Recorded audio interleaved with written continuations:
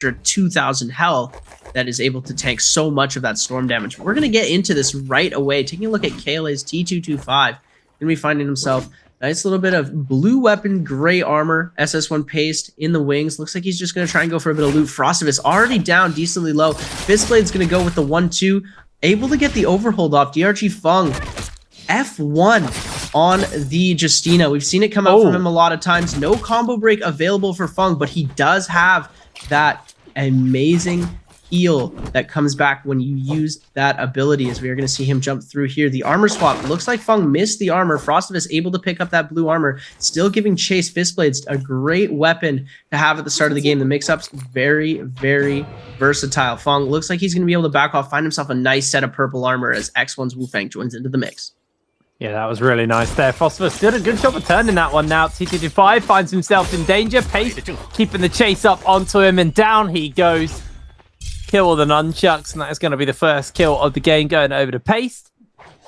Getting a little bit closer on that rage bar. Now we are going to see Wolves going up versus Arano here. EWG's Arano going incredibly low. Can he find the turnaround with the staff? Needs a nice little parry if he can find the opportunity. Does get the armor swap off in the nick of time. Gets the freeze down, and now Wang Liang's under fire. Bubbles placed down behind him. Not going to really have too much effect, and Wang Liang needs to make a break for it. Arano going to take this opportunity to go for a reset.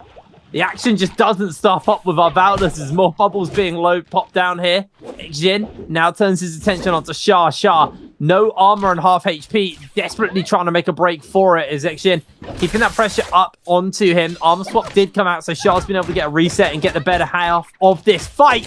But the staff opens up, and that quickly turns it around. The armor stripped. Shin, low HP. Ekjin looking for that opportunity to get onto him. Does take a whole heap of damage, and Ekjin almost turns it onto Shah. Resets coming in, and Ekjin goes for an armor swap and another quick reset. Can they find the opportunity with the dual swords now for Shah? Bubble comes in, gets the pop down onto Ekjin, catches him off and knocks him down onto that low ground.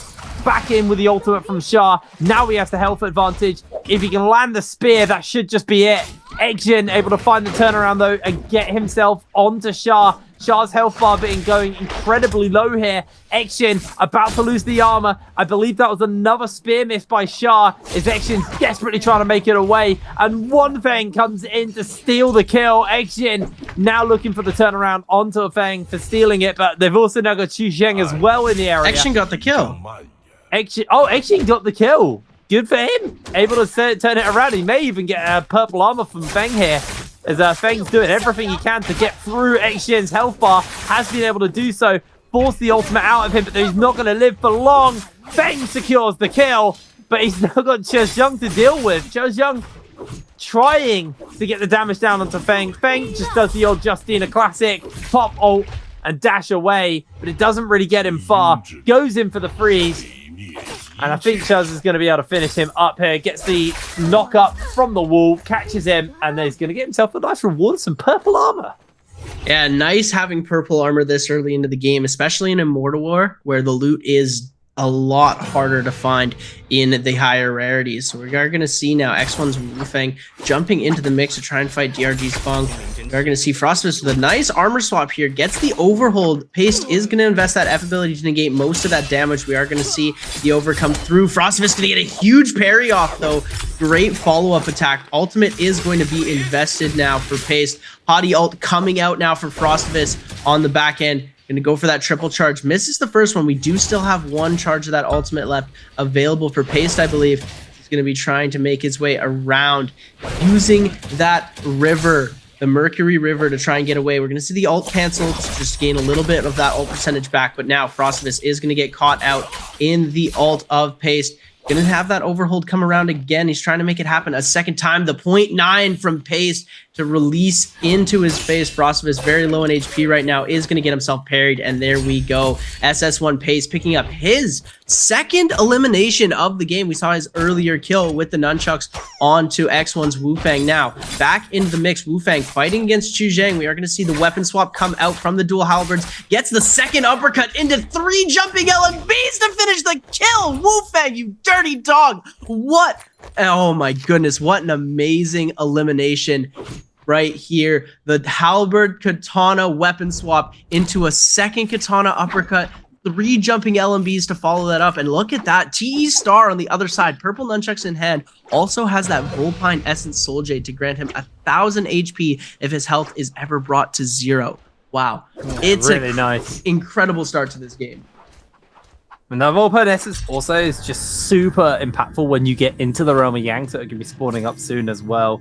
The ability to turn the tides of a fight when you get that chunky heal in, it just makes life so hard for your opponent. You can see all of our teams are getting themselves in the area for these realm of Yangs. Paste, going to be looking to jump in to 1, but actually everyone's kind of... Oh, of course. Yeah, been a while since I've played solos as well, so I got a little confused there. Wolves, looks like Wang Liang may just find himself in a heap of danger. Star, more interested in that than the realm of Yang, actually decides to back off. I think he's just effectively turned Arano away from a realm of Yang and onto Wang Liang. As they are going to keep the chase up for the moment. Hasn't jumped in. You can see Aizen also in the area. Arano continue to chase onto Wang Liang. The ultimate pop by Wang, though, does mean that he has a little bit of extra safety, a little bit more health, but Arano, hungry for this chase, catches the spear.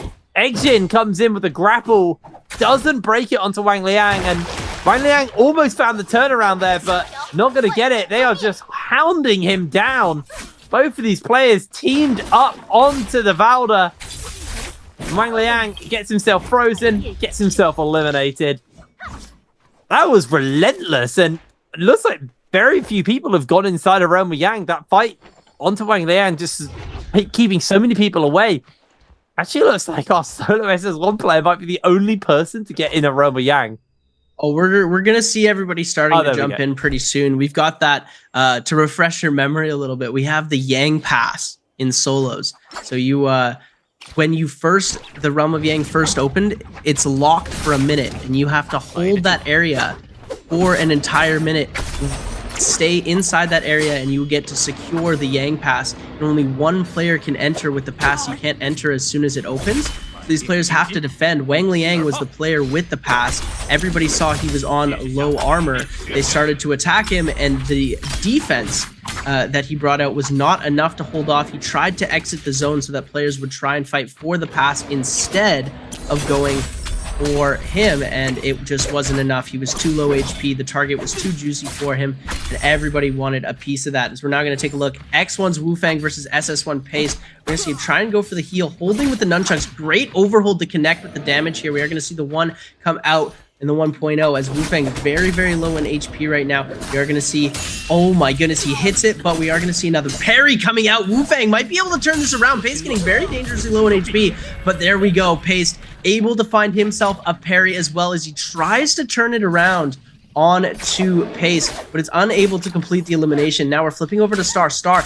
gaining back HP from the ult, but we're going to see, oh, the Volpine Essence coming out back to full HP now. GG Shaw forced to make a play. We are going to see the huge parry coming out into the longsword combo. Punish tries to go for the swap into the greatsword, is unable to connect on that. Gets Prio again, is going to be able to go up with the combo, extending it into the greatsword a second time here.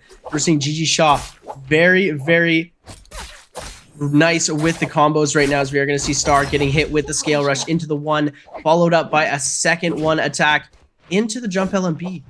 Star trying to kite this out for as long as possible. There's only 17 seconds left in this realm of Yang, but the jump LMBs from GG Shaw, just too much to handle. The scale rush into the jump LMB. Star has 5 seconds on his F.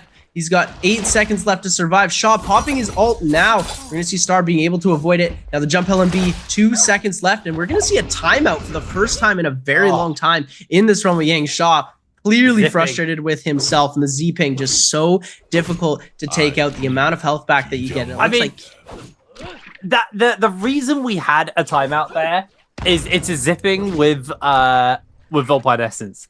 Like, that must be the most frustrating thing to fight in a realm of Yang under a time scenario. That, like, it honestly completely outplayed the opponent. Just got outplayed by the amount of sustain that they had, and it was a bit of a shame there for Shah because they played that really well. But now they've got that debuff on. We have TTT5 hunting on to Feng here, trying to see if he can get the damage down onto him. Feng, it's a little bit of heat. TTT5 actually turns it around, strips the armor off Feng, and this fight has gotten really nasty really quick. Up into the skies here for Hardy. He's going to look for those charges forwards, catches one onto Feng. Feng actually did get an armor swap off and jumps into the zone, but gets battered on the way back out, and that armor swap means nothing as TT25 has been able to strip it away. And now you can see our Zipping is coming in to try and cleanse that debuff for themselves. They are not going to be getting that one, though. Still on the run for the moment here, as you can see, that start trying their best to try and get the damage down on TT25. TT25, though, has actually run out of armor, committed a lot to the fight, as Star finds himself caught up in the knockup. He's just almost kept in an infinite there. Healing comes in. Gonna have a lot to deal with on that one, but it looks like TT5 is going down. Does have the rebirth. Tried to fight him in the zone to try to help with the anti-heal cut that the zone gives, but wasn't going to be enough. As Shah now trying to cleanse himself on Wu Feng. I don't think I'm going to get it. I mean, they've still got ultimate. They held a long time in that round with Yang on using the ultimate before. It looks like Wu Feng is finding himself in a bit of danger here. Back to the zone as well. Going to be forced into it by Shah. Shah quickly working through that health bar. Pops the ultimate as he's now keeping that chase alive onto Wu Feng. Wu Feng trying to make an escape away from this one. All it takes is one good spear here, and Shah will have it. Misses that spear, and that gives a brief opportunity for an escape. Trying to break his ankles inside the zone here. Wu Feng, will he be seen by Shah? Shah throws the bubbles, looks for the spear connection, doesn't get it, but now Paste has shown up into the fight, and Shah has had it potentially turned onto him. Wu Feng needs to be the target here. Shah running a little bit low on time, still got 2 minutes though. Wu Feng, can he make the escape? Paste has got the knock up on the to Shah. Shah was playing it so well. I don't think he's going to have the survivability to go toe-to-toe with Paste right now. It has to be perfect. Catches the bubble, catches an armor swap, but it's not enough. And now Star comes in for the turnaround onto Paste.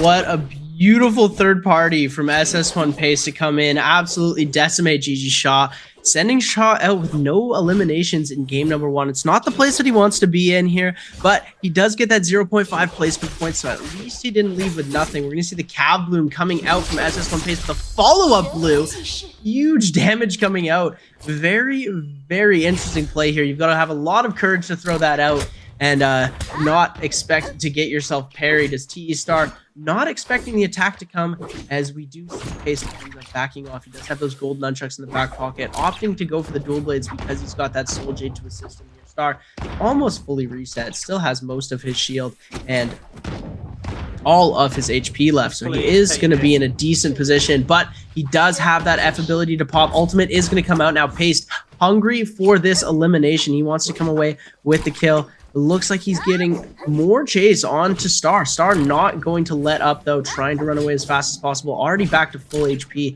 Going to try and cancel this ult quickly here. Already gaining back some rage. F ability is also online. It looks like Pace is just going to back off for the time being here. He's already in 4 eliminations. SS1 Pace, player who has been performing very well over the season, so it's not unexpected to see him already dominating the scoreboard. KLA's T225, 2 eliminations so far. He did win that Realm of Gang against Frostivus earlier. We're going to see him take to the skies, the gold dagger in hand, going to try and make something happen. Pistol shots are going to come out, the clank coming through from the dual halberds, but a huge parry is going to come out, using that charge attack to avoid the parry punish damage negate that we do see from the gold F coming out from that Temi. JL's AAS now trying to kite. We are going to see that charged LMB coming out again and again. Overhold going to try and happen. AIS not going to throw it out. Clank going to come in as well. You see the RMB come out from both of them, and another huge parry into that jumping, into that charged RMB, into the slam RMB here as well. We are going to see now ultimate invested from AIS, going to try and get some healing off while KLA is stuck inside, just holding blue to make sure not to get hit with the wind whips, letting AIS heal for almost completely free. We're going to see the scale rush come through though, gets the 1-1-2, going to come rack around from the nunchucks that AIS has. We're going to see him switch to that purple hung sword in hand as well, or great sword, my mistake. We're going to see the triple charge coming through. Wow, so much damage coming up from this gold ultimate, just relentless in his pursuit. And there we go, the 2 charge to finish it off from the Hottie ult, going to come away with his victory in the second Realm of Yang, securing himself a nice bit of gold armor, gold soul jade, and he's also got himself a beautiful pair of gold fist blades.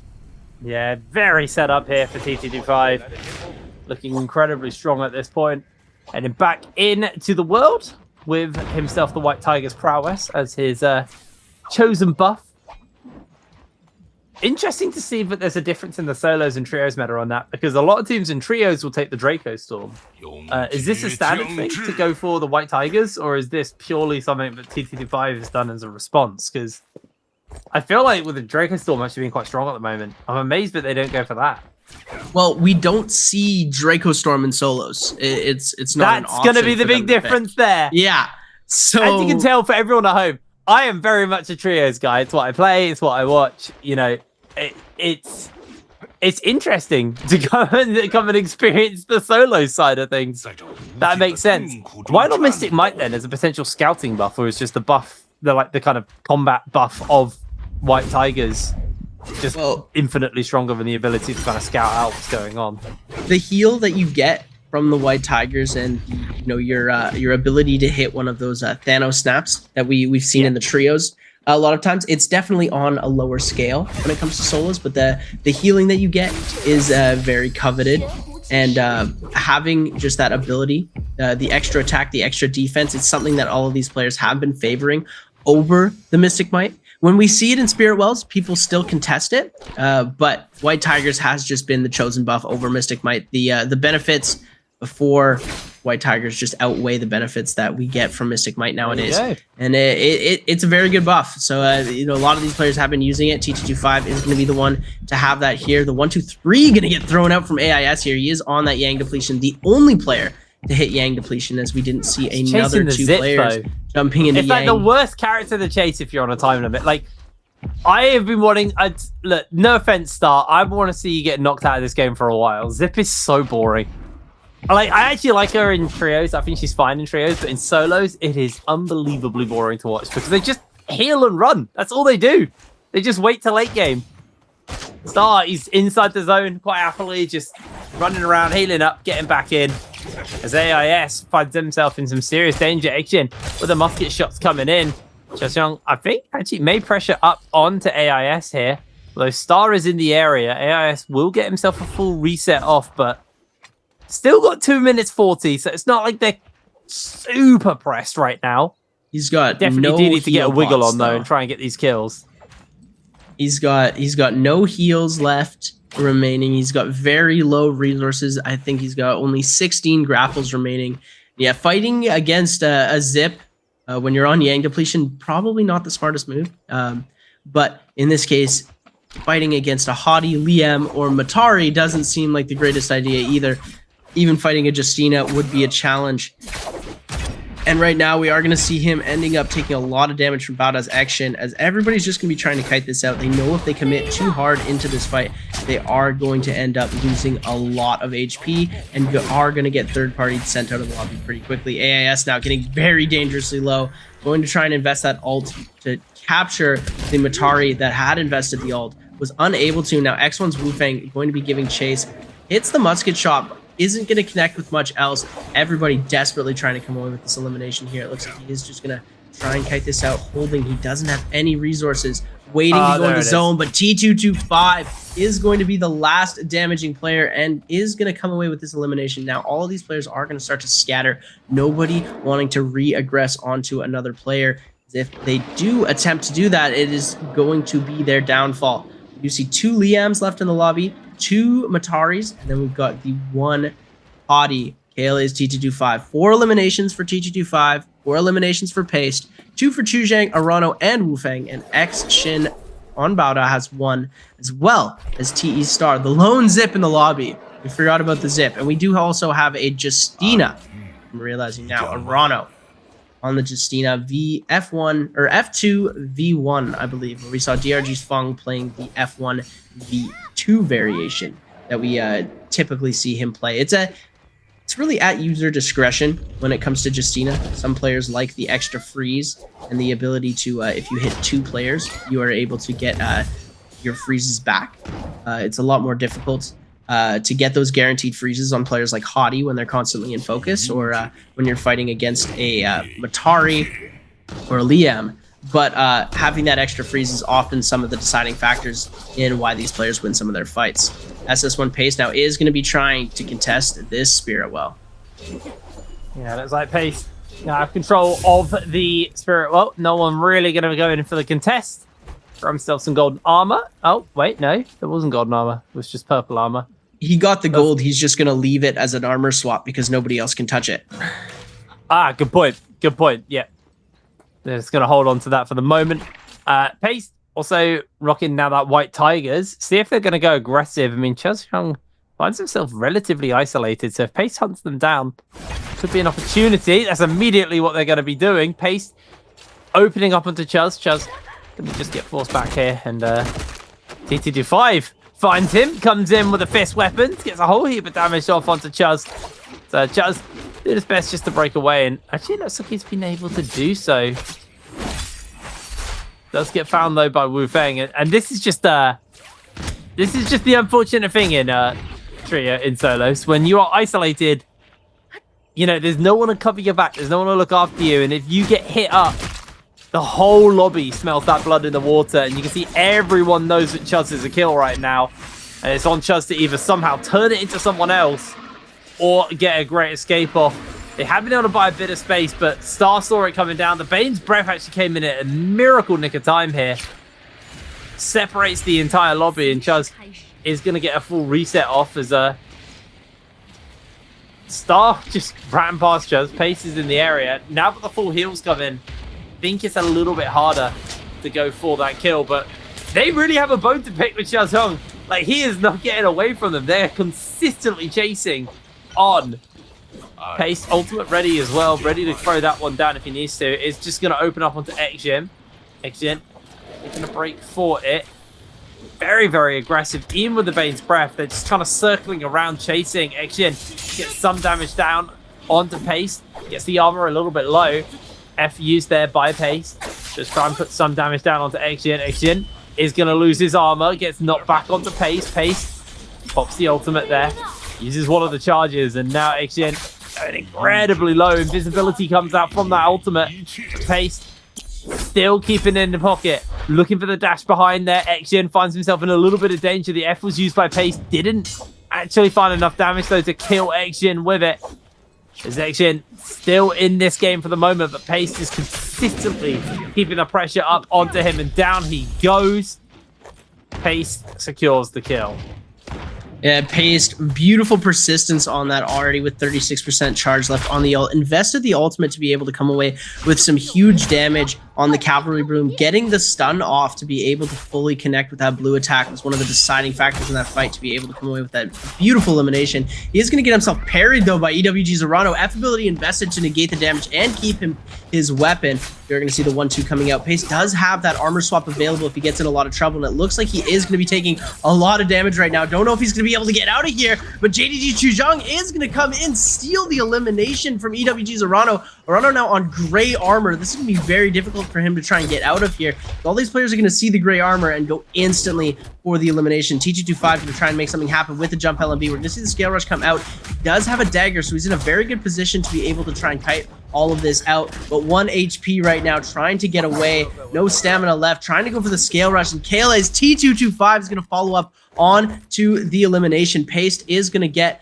himself eliminated at 5 kills. Kayla's T225 takes out the kill leader spot in the lobby with 5 kills for himself as well. And now we're seeing these players starting to back off. A lot of stuff has happened here. We saw someone go all in for the elimination. Arano trying to make that kill onto Pace and ended up becoming the target in the process here. We saw Pace going for a kill. He became the target from Arano. Then Arano gets the kill stolen from him by Chuzhang, but he gets himself low nonetheless, and was now the target of everybody else. T225 picking up that elimination, and now we've got Chuzhang, Wu Feng, Star, and T225 remaining. No double picks here. Everybody is playing on a different hero. We've got 1 Matari, 1 Hadi, 1 Liam, and the Z-Ping still in the lobby. T Star on 1 elimination. Doing a very fine job. Playing Z-Ping exactly how they're meant to be played. Very boring, very runaway, lots of heals. It's a very sustained focused character and playstyle in solos. In trios, pretty much the same, but doesn't really run away. Is more aggressive because you have a team to back you up, but on her own, you have to kind of rely on just those mechanical outplays and those movements to be able to play her. She's kind of very core knowledge check as a character. Can you remember how to use the movement and kind of different kind of surfing with different weapons and all the maps and where you can kind of break people's ankles on the maps? It's kind of where the skill comes in on the zip there. We are going to see, though, the 4 players are just wending out. TT25 using that wild wind sprout just to keep his area nice and safe. Also kind of threaten everyone with the fact that he does have it. Zone's going to start to move in the next 30 seconds, and then we'll see these players go all in on each other. 4 players remain standing here. Like you said, all on unique heroes. TT25 with that ultimate still available and the golden weapon to make it a golden form of the ultimate. Going to be capable of doing a serious amount of damage. That's why he's quite happy to hold that low ground right now, because he knows he's safe down here. He knows as soon as he needs to, he can also just pop up into the sky and get away if he needs to. Starts to move up and joins everyone else of the zone on its final approach here. TT5 remains to play on that low ground. He knows that he's got the kill lead. He knows that he's in control.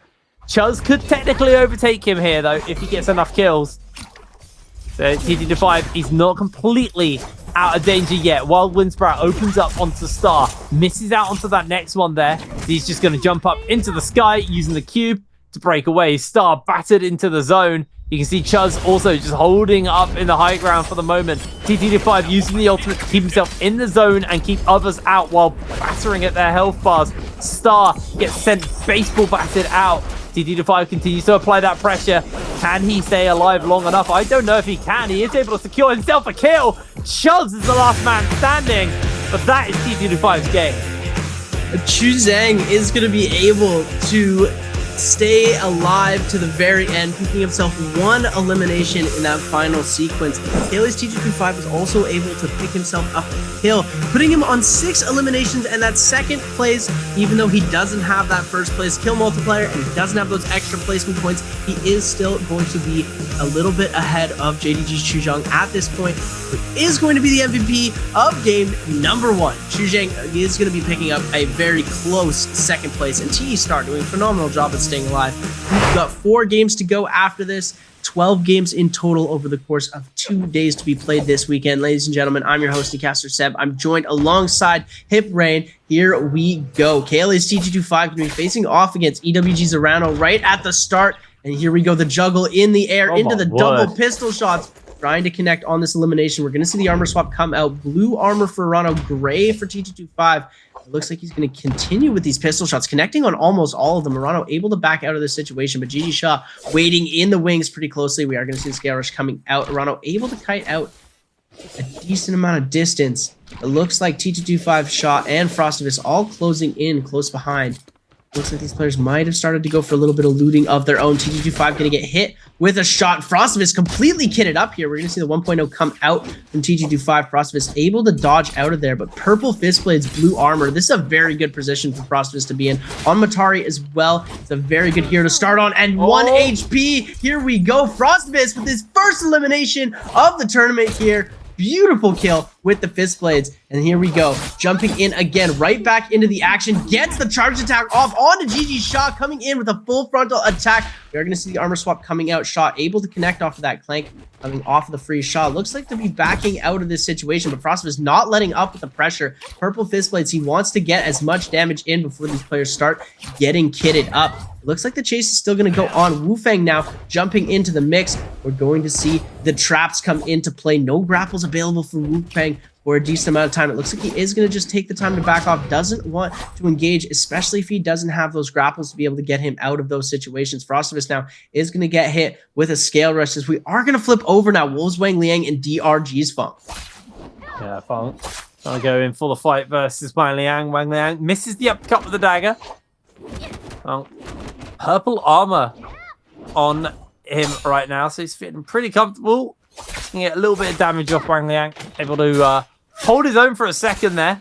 Is losing an armor pretty quickly though. Dagger versus dagger fight. Massive knockback onto Wang Liang. Wang Liang tries to close the gap. Feng almost got himself a pot off. He's trying to kind of get the full potting in. Wang Liang also going for a pot. Loses that armor entirely. Uppercut lands onto Feng. Both of them stripped of their armor. Quick swap out for the melee. As the freeze breaks here from Wang Liang. He pops the ultimate. Is he going to get the freeze down? Is able to connect it on to Feng. Feng finds that turnaround. Another dash comes out. Doesn't make the connection. And there he goes. Secured by Feng.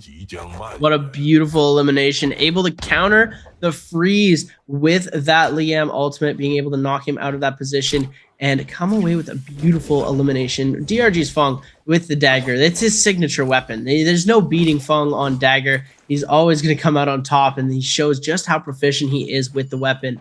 As Wu Feng now on the other side, close to GG Shaw. You're going to see now TE Star jumping into the mix. Feng just enemy after enemy, not allowing him to go and get this golden weapon. It looks like Paste jumping into the mix as well. Feng, no ultimate available. Star has ult online, and I believe Paste does as well. Matari and Hadi coming in to contest Feng on the Liam. We're going to see the wind wall come out from the fan. The scale rushes come through. It looks like these players are just going to go for a bit of better positioning. Star not wanting to aggress into this fight anymore. Looks like he is going to try and back off Feng. Not going to let him get away with it, though. He said, you start this fight, you're going to finish it. Feng still trying to give chase. Very, very aggressive right now. Star is just going to be doing a great job at kiting this out. And he's in the perfect position to do it. Ring around the pillar is the name of the game here, as Star is going to be able to kite this out for a decent long time. Feng might try and go back for puzzle as we speak, but it's going to be difficult with all these players trying to aggress onto him, and especially since puzzle's in the storm, he might not have the opportunity to do it without losing a lot of HP, and then could go down to a ballista or some other sort of damage. You're going to see another trap. Shaw getting hit up by 2 traps here. Now Arano going to get hit with the overhold from the fan. Shaw still trying to give chase, gets hit with a 3rd trap. This is a lot of stun coming out. No grapples for a decent amount of time for Shaw, and Arano is getting chased by 2 players now. Wu Peng jumping into the mix. Yeah, that's like Shaw not being able to close that gap. And Frostivus had a very good start with the purple weapons, the purple fist weapon.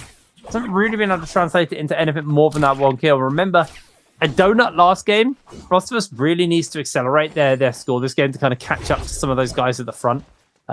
Down 7 points already to TT5 at the top of that table. Right now, the line is 3 points. If you're above that red line, you're at Worlds. If you're below it, you're not at Worlds, and your year has come to an end.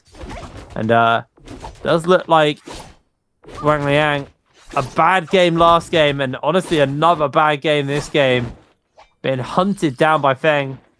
Is going to be able to get himself a little bit of loot. Gets an armor swap off. Can he find that turnaround? He has done a lot of damage. Freezes. I think gives Feng an opportunity to quickly swap. Steal that purple armor from Feng. And now Wang Liang lost his armor to Feng, who's going for another pot. Not going to let him get the opportunity to get it off. But Wang Liang also needs to reset himself, and now looking to make a breakaway. Has been able to do so. We see Shah in a fight here. So able to catch himself the uppercut. Does get some damage off. As Wu Feng put some damage down into Shah, but the freeze was pretty effective there to deal with Shah. Shah also very low on the scoreboard right now. Desperately looking for a kill. But it looks like Wu Feng successfully giving him the runabout. Able to full pot off, and Shah I think just took a Lorraine shot there at Wu Feng, but that's going to be all she wrote on that action. Is Roma Yang spawning up momentarily. Roma Yang spawning, revives are going down. These players are realizing how mortal they truly are and opting to wait for the Yang before taking another fight, because if they lose the Yang, they do have that insurance of the Yang depletion to be able to come back, try and get a Soul Bloom, and jump back into the game. Pace going to be first into the Yang, fighting against JL's AIS. Pace has been a very dominating force. This game did end up going out pretty early when it came to that end circle due to a few misplays. Hyper aggressive on a couple of eliminations. Tried to go really big, ended up going home. We are going to see now Pace with the 1-2, trying to come out with the nunchucks, going for the overhold. We are going to see now F going to be invested from both players. Combo starter from Pace, combo breaker from AIS. We're going to see the crouch to avoid the horizontal. but we're going to see the vertical 1.0 come out into the 1-2, trying to go for the overhold again. We're going to see Pace turn around, but does get hit with the prio into the carousel here, into the wall, and misses the grapple though, as we are going to see now. Pace has the opportunity to ult, isn't going to ult there, just stands still and takes the L. As we're now going to take a look at TE Star versus JDG Chujung. Chujung with ult available. Bowshot's going to be coming out from him. Star trying to make something happen with the Hottie ultimate. We're going to see the pot come in, unable to get the heal off. But now Star trying to go for a pot of his own. Chujung going to miss that first spear and going to get hit with that burn damage from the ultimate of TE Star. Ultimate down now. Star going to try and go for a pot. Chujang doing the same. So both of them in the same position. Star doing a great job of tap dodging that final spear. And I believe ultimate is down now. Chujang going to try and go for the taps. Turns it around. The 1.0 coming up from Star. Beautiful follow-up. Going to try and make it happen again. Chujang going to go for the scale rush, but gets hit with the uppercut into the charged attack, into the jumping RMB, and then the beautiful parry to finish off the elimination. TE Star, textbook play on the fan, came through with a beautiful read on the scale rush to come and claim that victory. The worst thing there is he also got the staff off him, the purple staff. So now Chuzang is going to be reviving onto the map, and he's going to be down a purple weapon, and he's got to get that kill in you know, a very short period of time. So Star denying him the tools to come back into this game. Lovely little parry there from Star. And right now, Star last game, obviously on the Zip, didn't really get too many kills, but did get placement points. So they're going to be sitting happy off the back of that one.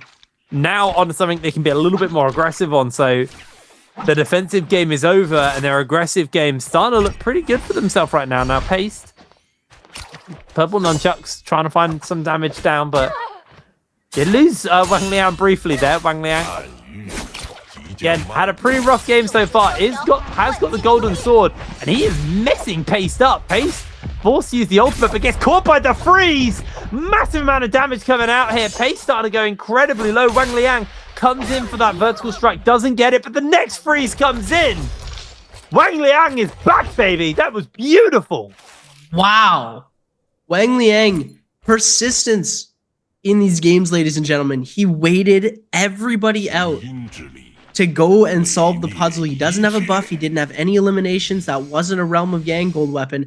That was the puzzle's weapon. He went back into the storm. He was trying to prevent Feng from being able to solve puzzle. He was able to get it, gets himself that gold longsword, and pulls off a beautiful play. He almost had the Raw Dragon TOD off of that, the Touch of Death combo to completely eliminate him right off the bat, but the Matari ult saving Pace for a little bit, but was unable to. Both of the freezes were able to connect, and he was able to come away with the elimination. And now we're taking a look at Wu Fang in a lot of trouble, forced to pop that ultimate. Is going to end up catching AIS out here. We're going to see he's not able to get the second one. Does catch the second one. Wu Fang wasn't able to pot up fast enough. Isn't able to get away. Little bit of a misclick here. Didn't pot in time. Canceled it too early. Now AIS with the gold fan chasing Wu Fang into the zone. Wu Fang not on Yang depletion, but AIS does. No buff on AIS as well. He's just going hyper aggro for this play here. It's an interesting play to make. It did get Wu Fang extremely low. So we are going to see him. AIS needs the kills. He does. He definitely does. One elimination on him so far, but a very, very aggressive play coming through. I believe he did have Vermilions earlier. We're going to see the ultimate come out now. Wu Fang in a tough spot. No ultimate available. Going to take to the skies with the F, but Jail's AIS already in the sky. Going to jump through. F ability throwing down. Wu Fang trying to kite this out as fast as possible, but AIS hot in pursuit. 1-3 charge, and it's all over. It's so hard to get away from an ulting Hardy. And Wu Fang finding it out the hard way. The golden fans put the pressure down onto Wu Fang. Armor almost stripped away. Now there is a third party coming in, and it's Frostivus. Frostivus looking for the tidy up off the back of this one. Wu Fang gets out of one shark's mouth and just jumps into another one. Oh! Frostivus finishes it up, and now AIS is going to be miffed with that one. Now cutting over to Xjin, looking for the spear onto Wang Liang. Doesn't quite make the connection. He's only got 30 seconds to get this kill, though. A couple of spears left and available to him. I don't think he's got the time. I think Wang Liang has given him the old broken legs. He can't even find him. He just has no idea where he is. He's inside the building.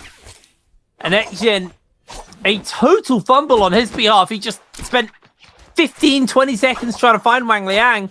If he gets grappled, he goes down here. Xjin making the breakdown. Doesn't want to give the kill over to Wang Liang. As down he goes, denying the kill. Wang Liang going to be a little annoyed about that one. Didn't realize that the timer was that low. But man, what an ankle break in there from Wang Liang. Look at this as well. He's leaving the Soul Bloom. So just in case he finishes this round fast enough and loses, he does have that emergency Soul Bloom. We did see a couple patches back a long time ago from now, but earlier we saw players getting kills early game and stashing the Soul Bloom so that if they lost the Realm of Yang, they had that insurance option way out in the zone. Now we're going to see the double slap coming up from Wang Liang right at the start, but AIS taking advantage of the fact that he's not able to parry. Wang Liang now hitting a huge parry. The double charge is going to come out. No F from AIS invested. Slap going to come out again. Both of these players heavy with the slap play. Very interesting coming out here. The one charge is going to come out from that longsword vertical into a huge attack from AIS, getting Wang Liang very low. But Prio is going to be given over to Wang Liang into the one charge, and AIS is going to fall. Beautiful play from Wang Liang to come away with an elimination. Longsword tech showing on full display here. We are seeing Star getting hit with some full sword damage and a little bit of musket shots coming through. The scale rush potential that you get from this full sword. So we do see the uppercut coming up from TE Star on the fan. Now, switching over to that golden hung sword, combo potential very crazy here. Scale Rush trying to come out, going for the overhold, is going to try and send that attack right out.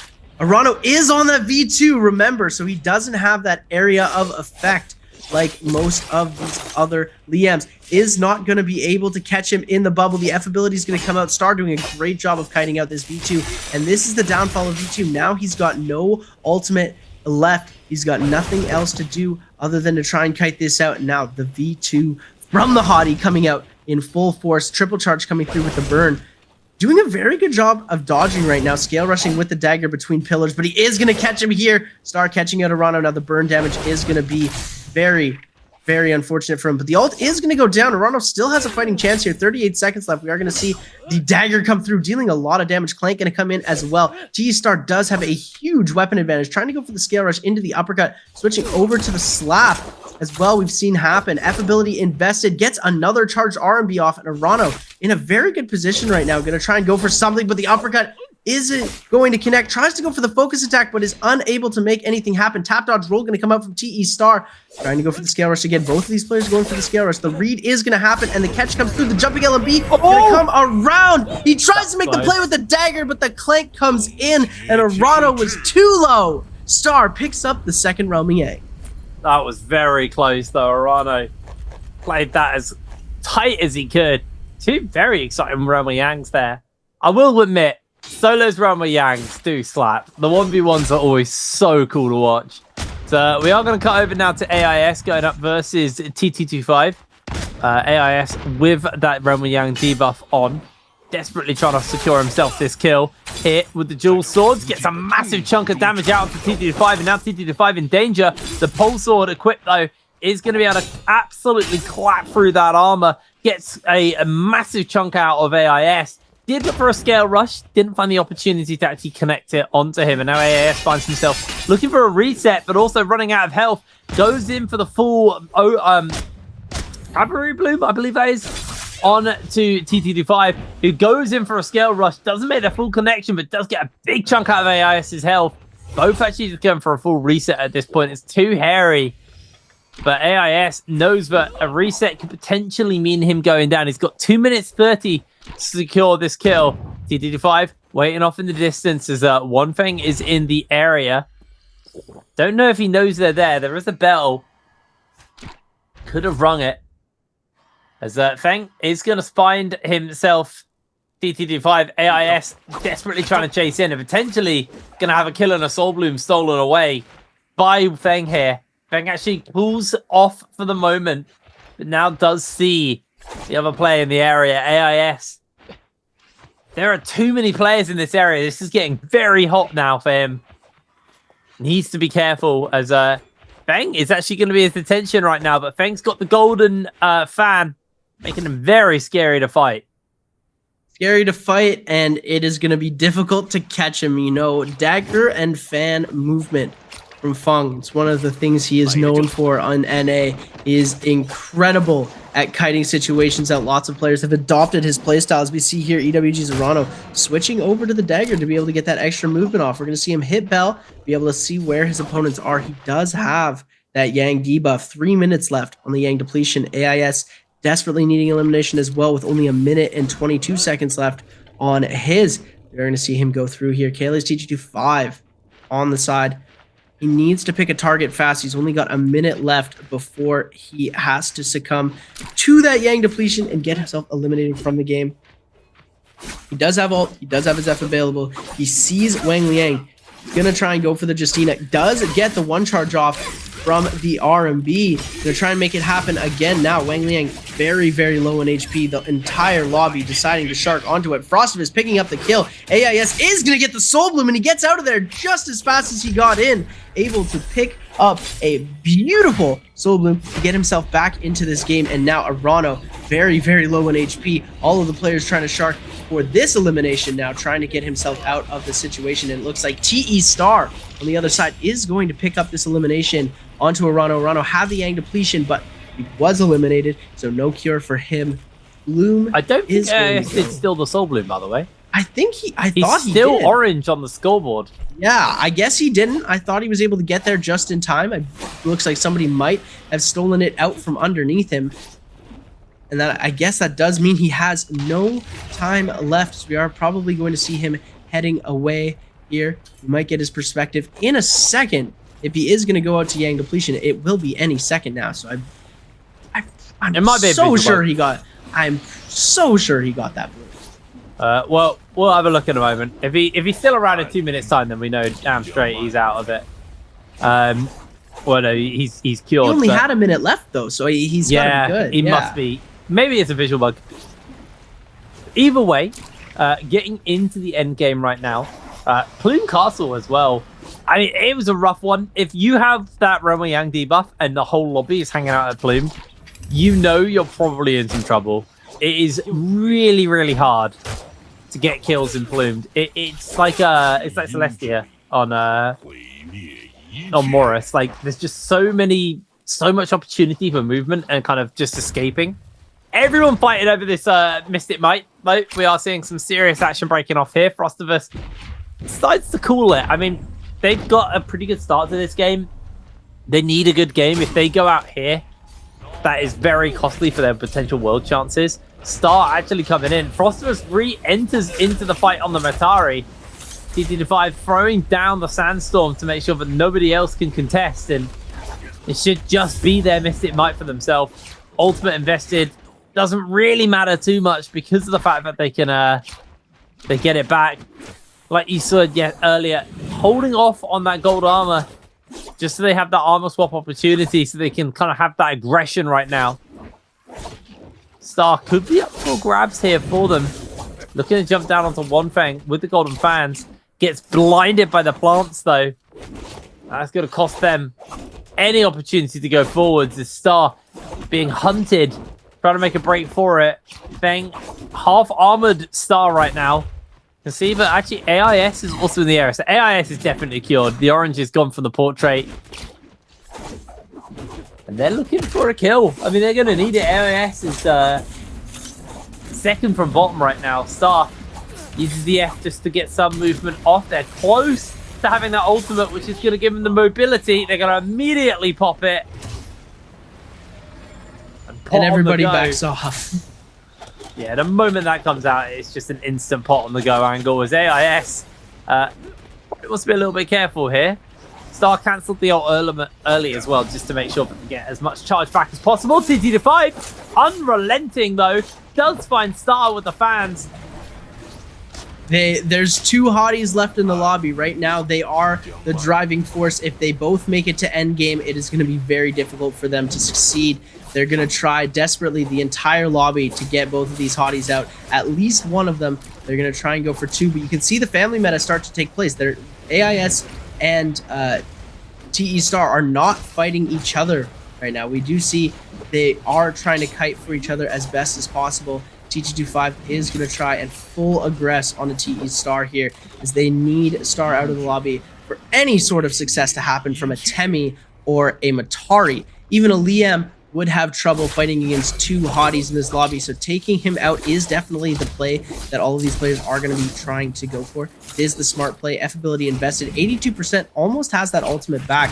Is Frostivus leading the chase here and gets the elimination? My boy Frostivus, that's my goal, ladies and gentlemen. 4 eliminations on the play here, as we are going to see beautiful kill coming out with the print. Absolutely amazing on the fist blades here. Came through. Just booted him in the head. A beautiful play. There was just nowhere to go. Just quick smack to the head. Down you go. You're out of the game. AIS could now just be the next part of the attention here for the lobby. On the other hardy, having a pretty rough game as well for AIS. So he's pretty undergeared. Purple Armor's gonna do him some goodness, but Frostivus was caught out there by the grapple, and now AIS taking a whole heap of damage. Quickly armor swaps back out, but I don't know if that's going to be enough here. Frostivus breaks away from AIS's Aya, although he's just hunting him down. Not sure this is going to be the game plan here for AIS. Does get half health onto Frostivus's armor. AIS goes very low. Frostivus should be able to break away. Nope. Just consistently going on to him. Frostivus knows that right now he's not the person the lobby is after. It's gonna be this Hardy who forced to use the ultimate. Frostivus going very low though, is just gonna make a break for it. Again, catches out onto 1, gets a knockback, and he is on the run. AIS! Did Frostivus just like insult him or something? Because AIS is just constantly going for this Matari, looking for the lockdown, and that should just be the kill onto Frostivus. Frostivus now, the attention of the lobby has successfully been turned from AIS on to Frostivus, but ultimately the kill doesn't go to AIS, it goes over to TT25. And AIS is only really playing for placement points here because he is very low on the kill front. Yeah, the play to take out AIS there was with the entire lobby starting to bring their attention over to the second hottie because they wanting to get him out because of how dominating of a force he is in those end circles. Frostivus aggressing just a little bit too hard, and AIS needed to make a decision on who he was going to try and divert the attention off of himself onto, and it just so happened to be the damage connection was given the most on to Frostivus. Frostivus ended up taking the most damage, had to invest the ultimate, lost a lot of HP in the zone and to other factors, and AIS did a successful job at diverting the attention away from him onto everybody else, but now the attention is back onto AIS with barely any HP remaining. Fung with the fan, 2 fans against the fist blades of AIS. 90% on the ultimate though. He just needs to kite out for a little bit longer. He's able to find himself a spot where he's able to get a heal off, but Fung is going to come in and take the elimination away. 2 kills for Fung, 2 kills for TT25. The winner of this 1v1 will be the winner of the game. Huge parry coming out for Fung into the grapple bump, but doesn't hit the grapple. It does not connect, sends the grapple high into the sky, unable to complete the combo off. In a shambles right now as he's trying to get up these buttery rocks. It's a very difficult position to scale rush. Losing your footing and spacing is something that happens way too often. These rocks here now. Fung going to try and back out. F ability just to try and regain space. TT25 going to continue to play around, but we do still see the healing constant from DRG's Fung, able to get himself back onto the reset here. Overhold going to connect. TT25 taking a lot of damage. No gold armor left to his name. Scale Rush going to connect from Fung. Fung into the 1-2 into the overhold. Kalis TT25 taking so much damage. Scale Rush coming out again, back into the corner. And Fung still has ult available, ladies and gentlemen. All he's got to do is press B, and the game is over for TT25. He's trying to do it without the ult. Insurance option if he needs it. Ultimate is going to come out here. And now the kiting begins. TT25 just needs to kite out for a second, but no HP remaining, and there we go. Fong, with 3 eliminations, is going to take the MVP for game number 2. Beautiful finish, relentless attacks, able to pick up the kill onto AIS, and then relentlessly finishing the eliminations of T225. And there we go, the T225 curse strikes yet again. He gets second place in this game with 3. I think he's still probably pretty happy with this. Very, very solid game from T225. He may still be at the top of the scoreboard at the end of it. It's going to be absolutely manic at the start, I think. Pace, desperately trying to put some gear together. Quickly find some blue nunchucks and blue armor. Immediately opens up onto Jin. Jin does fire back out. Bubbles come out. Don't actually hit onto Jin, though, from the bubbles. Does catch him with the uppercut from the nunchucks, though, and Jin's already in some serious danger. Needs to find an armor to swap into, but Paste is not giving him the opportunity. Oh. Down he goes. Nunchucks are huge, and already 66% of the way towards that ultimate. Very, very big start for Paste. That was a dirty catch. He caught the uppercut out of the Haughty F on the nunchucks and turned it into another uppercut to finish off the combo. Something you very rarely get to see. We are going to see the overhold come through. Shaw able to use that F ability to get out of the Dragon's Rush. Almost going into a Neja's Might. Pace could have had a huge combo opportunity off of that. F ability invested into the katana weapon swap. Bring it back around. Double uppercut into 2 jumping LMBs. 3rd jumping LMB comes out. GG Shaw now bringing out the purple katana. Gonna hold blue into the jumping LMB. Pace gonna use that ultimate to confirm the elimination. Getting that extra shield for the insurance option. Shaw back to the Soul Altar as we see Arano now going for the Scale Rush, trying to connect off, gets the prio from the Scale Rush, doesn't connect off of the first LMB, and now T225 with the opportunity to run away. We are going to see the grapple come out here. T225 finding himself a nice armor swap into a beautiful parry, now turning this fight completely on its head here, able to get the connect, but the terrain's going to grief him just a little bit here, giving Arano the chance to get away. Same situation we saw reversed with Arano and T225. Now he's going to try and find where Arano went, and it looks like the chase has been picked up by Feng. T225 backing off a little bit, going to find a blue armor swap here, able to get himself in a better standing, jumping to the top of the temple. An eventide here. T225 back into the mix, trying to make something happen. The combo starter going to come out. F invested from T225 to break the opportunity of combo. Arano still trying to kite this out and go for a heal. Wants to be back at more HP before investing himself into this fight. Tries to send the blue out. Parry almost connects from T225. Stun is going to come out, and now the kiting begins. Arano trying to make his way away, but the uppercut is going to connect into the combo starter. F ability invested. Now Frostov is jumping into the mix. We are going to see the Tesla Charm from Feng. Now ultimate going to be invested as well. Feng going to pick up the elimination, and now I believe Frostovus was caught up in the Tesla Charm. F invested for Frostovus now as he's going to back off, and everybody goes for the reset. Yeah, a lot of people are backing off at the end of that one. Frostovus could still be in T225's sights, but decides not to pull that trigger on him yet. Looks like Frostovus is actually the one to pull the trigger. T225 looking for the unleash with the Hong Sword. Is it about to get it onto Frostovus? Frostovus also rocking a Hong Sword as well, so they're just going to be going toe-to-toe. Massive chunk of health taken away from Frostovus. He has to freeze himself up, but pops the ultimate. Is he going to be able to find that turnaround? Nice amount of chunk coming out of T225. Gets the freeze in. Can he find the follow-up? No! Then comes in and turns the play around, and Frostovus needs to bolt. Ah, Feng completely undoing Frostovus's hard work and beautiful turnaround.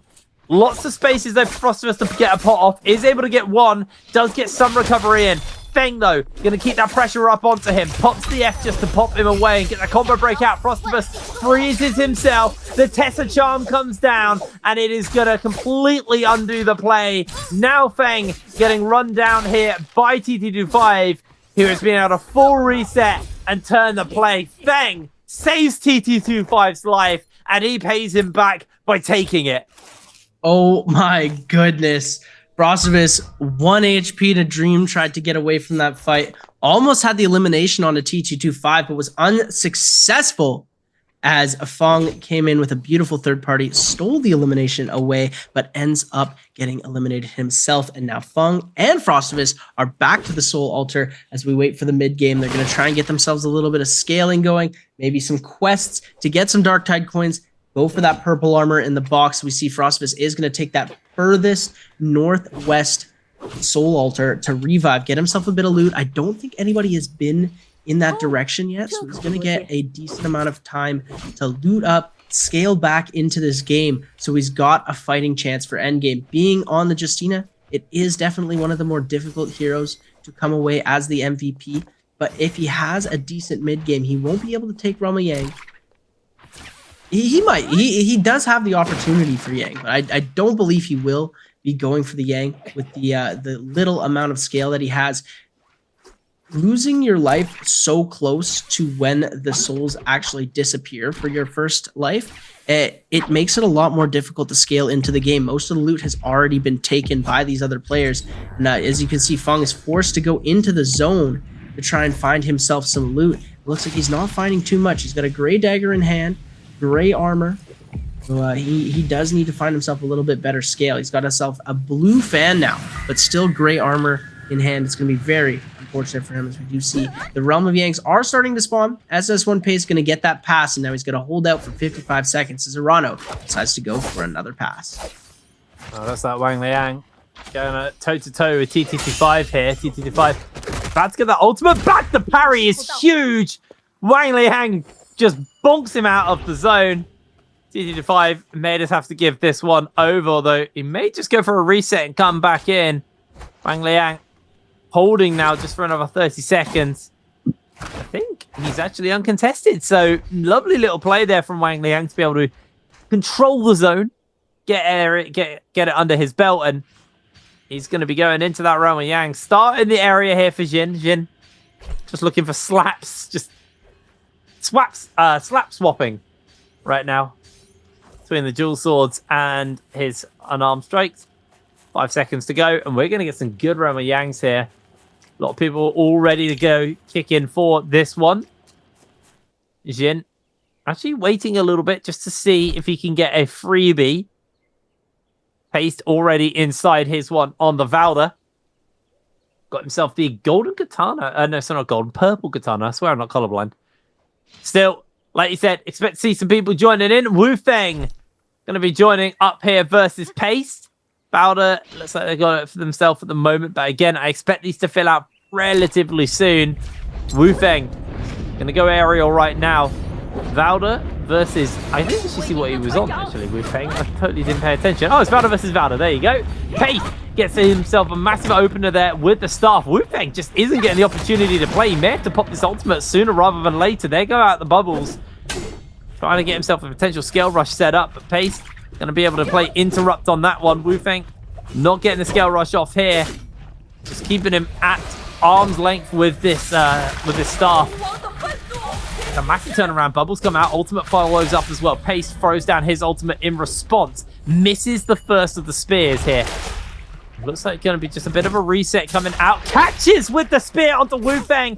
Wu Feng answers in kind of his own spear. There's another one available to Pace. Is he going to be able to find the opportunity to get it off? Wu Feng dodging away on the spear, and that's all the Pace spears gone. Ultimate time out. Does look like Wu Feng also has been able to get through his spear for the moment.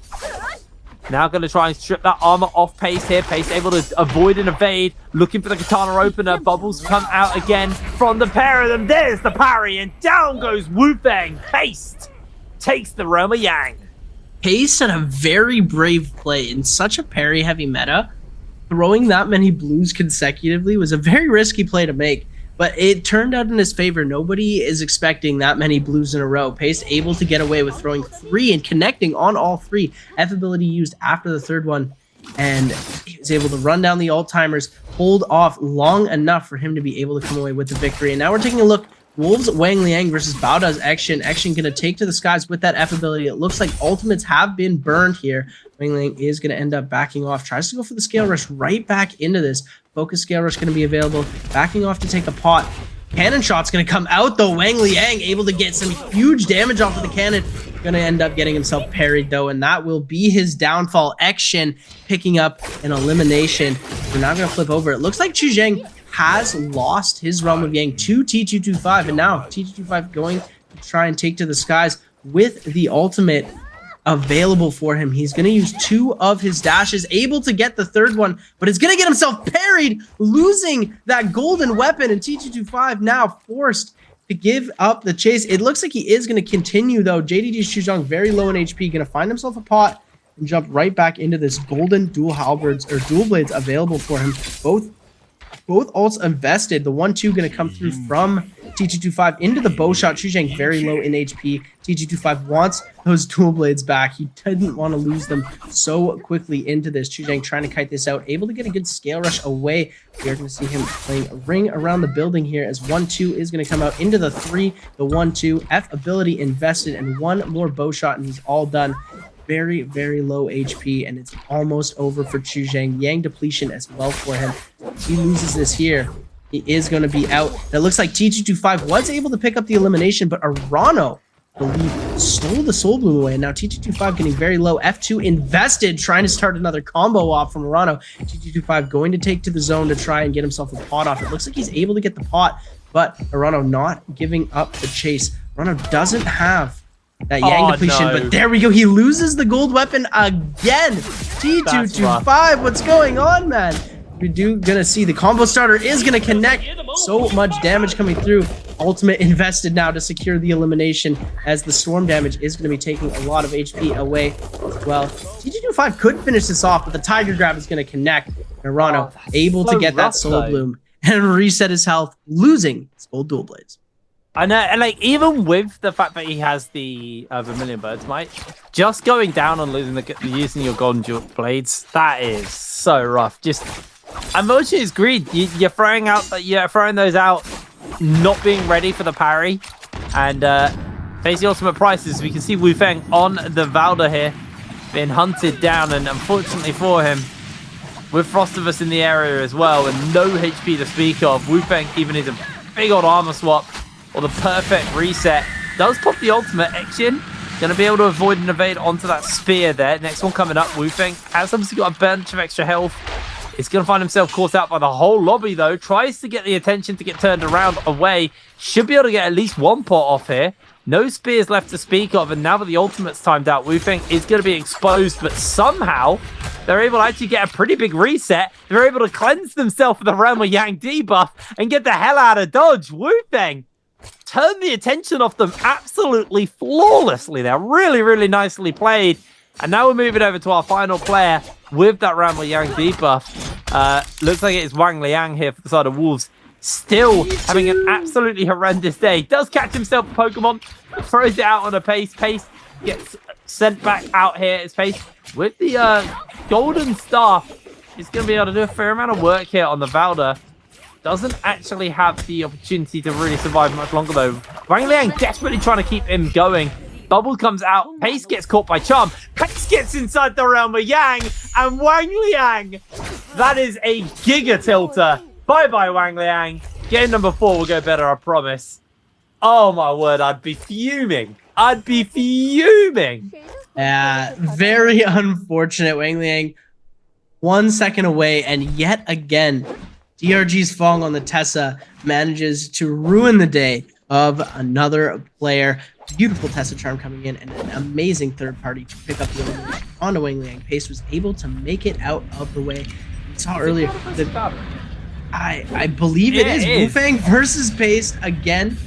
I don't believe Wu Feng's going to fall for the same tricks, as we do see Pace throwing a lot less blues, but he is going to go for the staff swap into the katana here. We saw him do earlier. Is going to go for that uppercut into spear, and here we go into the katana swap, back over to the staff, into the 1.0, into the jump LMB. 1 HP and a dream for Wu Feng. As soon as Wu Feng gets out of that ultimate, it's done here. Wu Feng already sees where this is going. Oh my goodness, traps him in the F3 extended combo into the, oh my goodness. Look at this. He has that extra 2,000 HP, and it was already almost completely eliminated. Tries to catch him again. Wu Fang bringing this back around with 1 HP. If he's able to scale rush, oh my goodness, he was not able to chain the carousels with the grapple bump. He almost succeeded in ruining Pace's day there, but Pace able to come away with the well-deserved victory from a beautiful elimination in the realm of Yang. Pace is just a little bit cracked at Valor, isn't he? That is 2 times in a row. He has absolutely destroyed him. Really, really good stuff. But Wu Feng now, 5 minutes on the timer. Uh-oh. Uh-oh. Maybe they leave each other alone. Maybe Pace says, I want another Valor in the final circle to keep the attention off me. That family meta you were talking about coming in. There is a world, but we're back inside another realm. Yang TT5 is getting parried. Does go for the freeze. Arano's trying to keep the damage up onto him. TT5 actually finds the uppercut here. Gets the second one. And suddenly, this fight has turned around. Arano, can he save the day? No, he can't. TT25 able to secure himself the victory. Now, don't get parried and lose your weapon this time. I think Ace is taking his son for a walk. They're looking for Feng. If they might just gang up and take out Feng to make sure that there's 2 Valders in the final circle. Don't touch me or my son ever again. I actually feel like that might be the game plan here. They find TT5. These guys are duoed. Look. They're playing it so well. TT5 goes into the immediate freeze, but they know if there's 1 Valor in the final circle, they're going to get absolutely giga-bullied. So they're making sure that actually there's going to be 2 and increase their odds of winning this entire game. TT5, he's playing duos right now, but he hasn't got a duo. He's got Frostivus in the back end there that could do a little bit to assist him. As Frostivus is on 0 eliminations. Looks like he has backed off. Alias TT25 they have lost line of sight.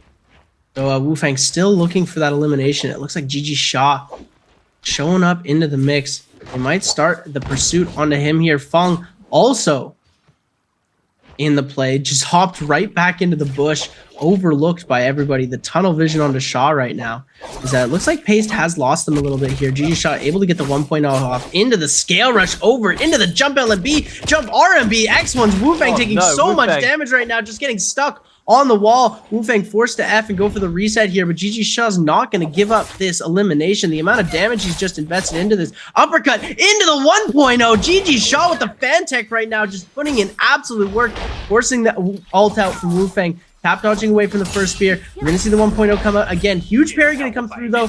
Now, Shaw, ultimate invested for himself. You're going to see him use that to teleport away. KLA's CT25 jumping into the mix now too. We're going to see all 3 of these players jumping through. Oh my goodness, he doesn't die. He gets the stun, and he's trying to go for the bloom. He's unable to collect it. DRG's Feng gets the bloom. TT25 gets the kill onto Shaw and to Wu Fang. Feng uses the ult to try and back out here. It looks like he is going to be able to get himself away. Action jumping into the mix. What a chaotic play just happened there. GG Shaw went absolutely low. We saw the ult come out. And oh my goodness, Wu Fang wasn't able to come away with the Soul Bloom, and TT25 cleaning up with a beautiful third party. Yeah, really nice little third party, and honestly, came down to losing Pace. That was probably what cost them the hardest here. Pace still keeping some pressure up onto Frostivus right now. Frostivus very low, the whole lobby looking for him. Freeze comes out, looking for the lockdown. Frostivus has to go for an armor swap. Arano pops the ultimate here. It's just going to keep the chase up. Tiger form. Rah! Down goes Frostivus, losing a whole heap of HP. Arano looking for one more. Does have another charge available to him, but actually ends up losing a fair amount of HP. This could get a bit dicey. Catches onto TT25, strips through his armor. That's going to be Star who actually got the kill onto Frostivus and took him out of the lobby. And now Arano gets himself frozen up, and everybody froze every little bit of CC onto him. AIS is the one to secure the kill. That was brutal there for our lone Akos as he goes down. I mean, no ultimate meant he was a lot less scary to deal with. They're able to deal with him nice and efficiently. 6 players left in the lobby. 8 minutes left in the game. I said from the drop spot I expected this to be a pretty fast-tempoed game, and honestly, it doesn't look like it's letting up. I think we might see some of these players continue to scrap. From the moment Wu Fang on Yang Depletion takes on Gigi's shot, the entire lobby converging onto that one location. T225 getting a huge full sword damage attack onto Shaw, coming in with the triple charge. And the ultimate gaining him just a little bit of HP back with the one coming through, and Wu Fang getting eliminated. Fong trying to come in on that third party as well, but was unsuccessful in picking up any eliminations. Now the lobby has focused their attention on the Star. Looks like nobody's letting up. They sense you're low. They sense that you have a little bit of health or shield gone. You are going to get targeted right now. Siphon it coming through from the Matari F in the ultimate ability. He's able to get himself a blue armor swap as well. Trying to see if he can gain a little bit more shield back from the thrust. Cancels ult to be able to have that last Matari F available. We're going to see him just scale rush away. He's only got blue armor now, though. We are going to see him able to take the reset as all of these players start to go for the Spirit Well. Kayla is T225 on 6 eliminations here. Paste is going to pop that ultimate so he can secure that. Has the buff ready for him. Ultimate replenished. Pace on 4 eliminations. T225 on 6. Having a monster game right now. Those 2 kill steals as well. Super vital performance of his game. I believe he won both of his Realm of Yang fights as well. AIS back on purple armor here, able to get himself a decent setup. I believe Star was the one that was on the blue armor swap, so we are going to see him hopefully try and get himself a little bit better armor. Paste opting to go for the gold armor right away here, as we saw in previous games. He waited for the gold armor swap and ended up costing him as he wasn't able to get that armor and replenish his life. So Paste going for a bit of a different strategy here. Yes, Star still in the bottom corner. Blue armor, blue weapons, and it looks like Paste is out for blood. Yeah, could find Star. Star immediately makes a run for it. Paste now golden pole sword and golden staff with golden armor as well. This is one scary Valda. I don't think the lobby really wants to turn onto them. I think it's a bit too risky. The amount of damage that Pace could put onto any one of them. If you're the one to start that fight, he gets a big hit off. Everyone's going to ignore the Valda and finish you up. So it's just a bit too scary right now. Pace is quite happy just to play the low ground. Chill out for now. As Star finds himself in the Bane's breath, eating one of those breaths as well. He's gone so low. If anybody saw that happen, I think Feng did, because he comes in with a bow. Star's able to get one armor pot off. Can he get a second? Is going to get some health back as well. And continues to go for the full reset. It looks like Star's been able to get away with it, but that was a little dicey. Feng also going for a full reset himself. I don't know if he took a shot from the Bane's breath, but regardless, has been able to get himself back to full health. I believe he took a double shot there. The T-Star was very, very low in health. And you know, this Bane covers about 80% of the remaining playable map. So it is very hard to try and maneuver around this. These players start to get very close and personal when this Bane does erupt. And as soon as it goes down, they will have a little bit more space. But the circle will already be almost completely closed by then. So it is a very difficult situation to be in. Star, though, does have that purple armor back up instead of the blue. He's able to make it around the swap, get himself back a complete reset. He did have a second there where we thought he was going to go out. Somebody had seen that he was such low in HP, but nobody wanting to all in a fight just yet. As you start to all in a fight at this point in the game, you are going to be the next person eliminated after the person you're fighting does go down. They try to turn the attention back onto you. You start losing HP. You might get the kill. You might get the bloom, but you definitely become the target. And now, Kaylee's T225, the lone Justina in the lobby, is going to take himself into a bush, as we're going to take a look at a little bit of a replay from the end. Yeah, this is obviously the T225 versus Chuz fight. I actually don't remember who came out on top of this one, but already you can see that beautiful parry, beautiful opener here from Chuz, able to get some serious damage down on to T225. Has to go for a freeze. Wants to make sure he doesn't lose those katanas, though, as Xizhang finds himself eating a fair amount of HP. Lovely little parry, actually, to follow up from T225. It's a massive chunk out as well. Ultimate burn. The freeze is obviously the most important thing here. If he can find those shots, those freeze on to Xizhang, it is going to be rough for him. And yep, into it. The katana charge click as well. Nice and easy. 3 minutes left. Circle 6 closing into Circle 7 in about 20 seconds. 6 kills for T225, 4 for Pace, 3 for Fung, 2 for Star, and 1 for both AIS and Action. Bada's Action lost a little bit of armor here. Gonna go for a reset. Has a decent amount of resources to keep him alive till the end game. We are nearing that point. This is a very interesting final circle. There's a lot of levels to it. It's really going to come down to how long this high ground is going to stay in the final zone. Having that positioning, especially as a Matari, being able to kite up so high, the Hottie not losing that extra ult charge because there's that level above. Pace now, though, taking a lot of damage, is going to lose a good bit of that gold armor. I believe he might have a swap somewhere hidden, but it could be out so far out of the zone. We are going to see T225 starting to deal damage on to these other players. TE Star waiting on the top. Pace unable to contest that space. Scale Rush going to come through from T225, and now Pace, everybody wanting the Valda out of the lobby, forcing the ult out early. This is exactly what these players wanted here, and they're going to start jumping onto Pace as soon as possible. They don't want the Valda to be able to survive to end circle, and that is what these players are trying to do. It looks like they're giving a pretty free reset, because the moment these other players start to jump in, like Action here, they start to lose a lot of HP. Funk trying to go for the Hottie. Hottie ultimate is going to be invested. We see the Windy Trinity come out, and Action taking a decent amount of damage is going to fly up, lose a lot of that ultimate from flying very, very high into the air. We are going to see the full reset come out into the ult cancel. 28% left on the ult. Pace back up to full HP on the top of the tree. T225 going to climb up to try and contest the tree. Pace going to take to the skies. No ultimate available, though. He needs that ult back if he wants his strategy for endgame to work, because without his ultimate, he's not going to be very outlasting compared to these other players. T225 going to start the scale up onto the top of the tree, has taken the place away from Pace, as Pace jumping down to the bottom, sending out these charge attacks with the pull sword as fast as possible. Action now taking a lot of damage, going to turn over the attention onto AIS. AIS getting dangerously low here. Everyone sending their musket and pistol shots over that way. Parry is going to get dropped over. I believe Pace was able to pick up a parry onto Fung. Justina, or Matari dash going to come through. AIS able to get a huge dash off. Charm is going to come out as well. Action getting very, very low here. AIS able to pick up a kill into the Octa Slash. AIS on the backside.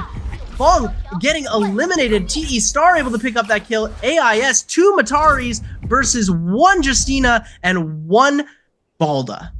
T225 still in the game, though. 6 kills under his belt. This is getting dicey for Pace. Pace is able to heal somewhat. He's close to the ultimate, but he's not going to survive long enough. Star takes him down. T225 looking to finish Star up here. Can he find it? Oh! Yes, he can. Beautiful play from T225. And that is his 2nd victory of the day. A first, a 2nd, and a 1st so far. This guy is popping off today. Absolutely huge performance from the KLA player. And he's now halfway through the day, and he's had a, we were talking about consistency. He has been consistently popping off today. Really, really impressive stuff from this guy.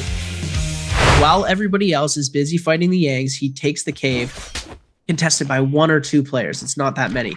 We're going to kick things off. KLA's T225 with the grapple on 2. That's X1's Wu Fang here. We're going to see the charge coming through from the Matari F. Unable to connect on the T225, and low HP for Wu Fang right now. The scale rushes are going to come through, but the pull sword, not the greatest weapon to chase with. He is going to get himself a spear to switch around to. Wu Fang going to try and make something happen. Dual blades in hand now for T225, and X1's Wu Fang able to kite this out pretty well, get himself out of here pretty quickly, but the max grapple distance coming out from KLA's T225, able to just come and close the distance so fast here. Wu Fang able to get out, and look at this. F ability going to be invested to create a little bit more distance and a little bit of movement error, but not much, as he's able to pick up the pace a little bit. And Wu Fang, purple dual blades in hand now, has found himself an armor swap, but still very low in HP as the game continues. And SS1 Pace battles JL's AIS. AIS with the purple fans, though, it's going to be able to do some serious damage if Pace gives him any opening to do so. Blue longsword means Pace definitely doing significantly less damage. Shah comes in for a 3rd party. Pace has to armor swap and miss all of this action. He's got himself the mic fans as well, actually. Haven't seen anyone rock those yet. As Pace Clang off here on to one is just trying to make a break for it. But now multiple people are actually chasing onto Pace. Pace is looking to get the attention turned onto AIS. Massive strip of the armor. Now Pace is actually going to lose all of his armor in response. He goes down to AIS, and Shah looks to finish up AIS in response and seeing if he can get something, but he loses all of his armor. These purple fans absolutely melting through the health bars. Goes for the quick turnaround, pulls out the purple katana, and now AIS, he's going to get burnt up here by the dashes from the Hardy. AIS going in for a pop, but looking for the freeze, catches it onto Shah! And down he goes. The Justina outplay from AIS is beautiful. Oh my goodness. Shaw having a very rough day. I don't think he's been able to get a single kill on the board so far. We are going to take a look now at Wolves Wang Liang trying to kite out both Arano and Chuzhang. Able to find himself a gray armor swap. Now Chuzhang trying to go full frontal assault. We are going to see now combo coming through. Wang Liang is going to take to the skies. Haughty ultimate invested.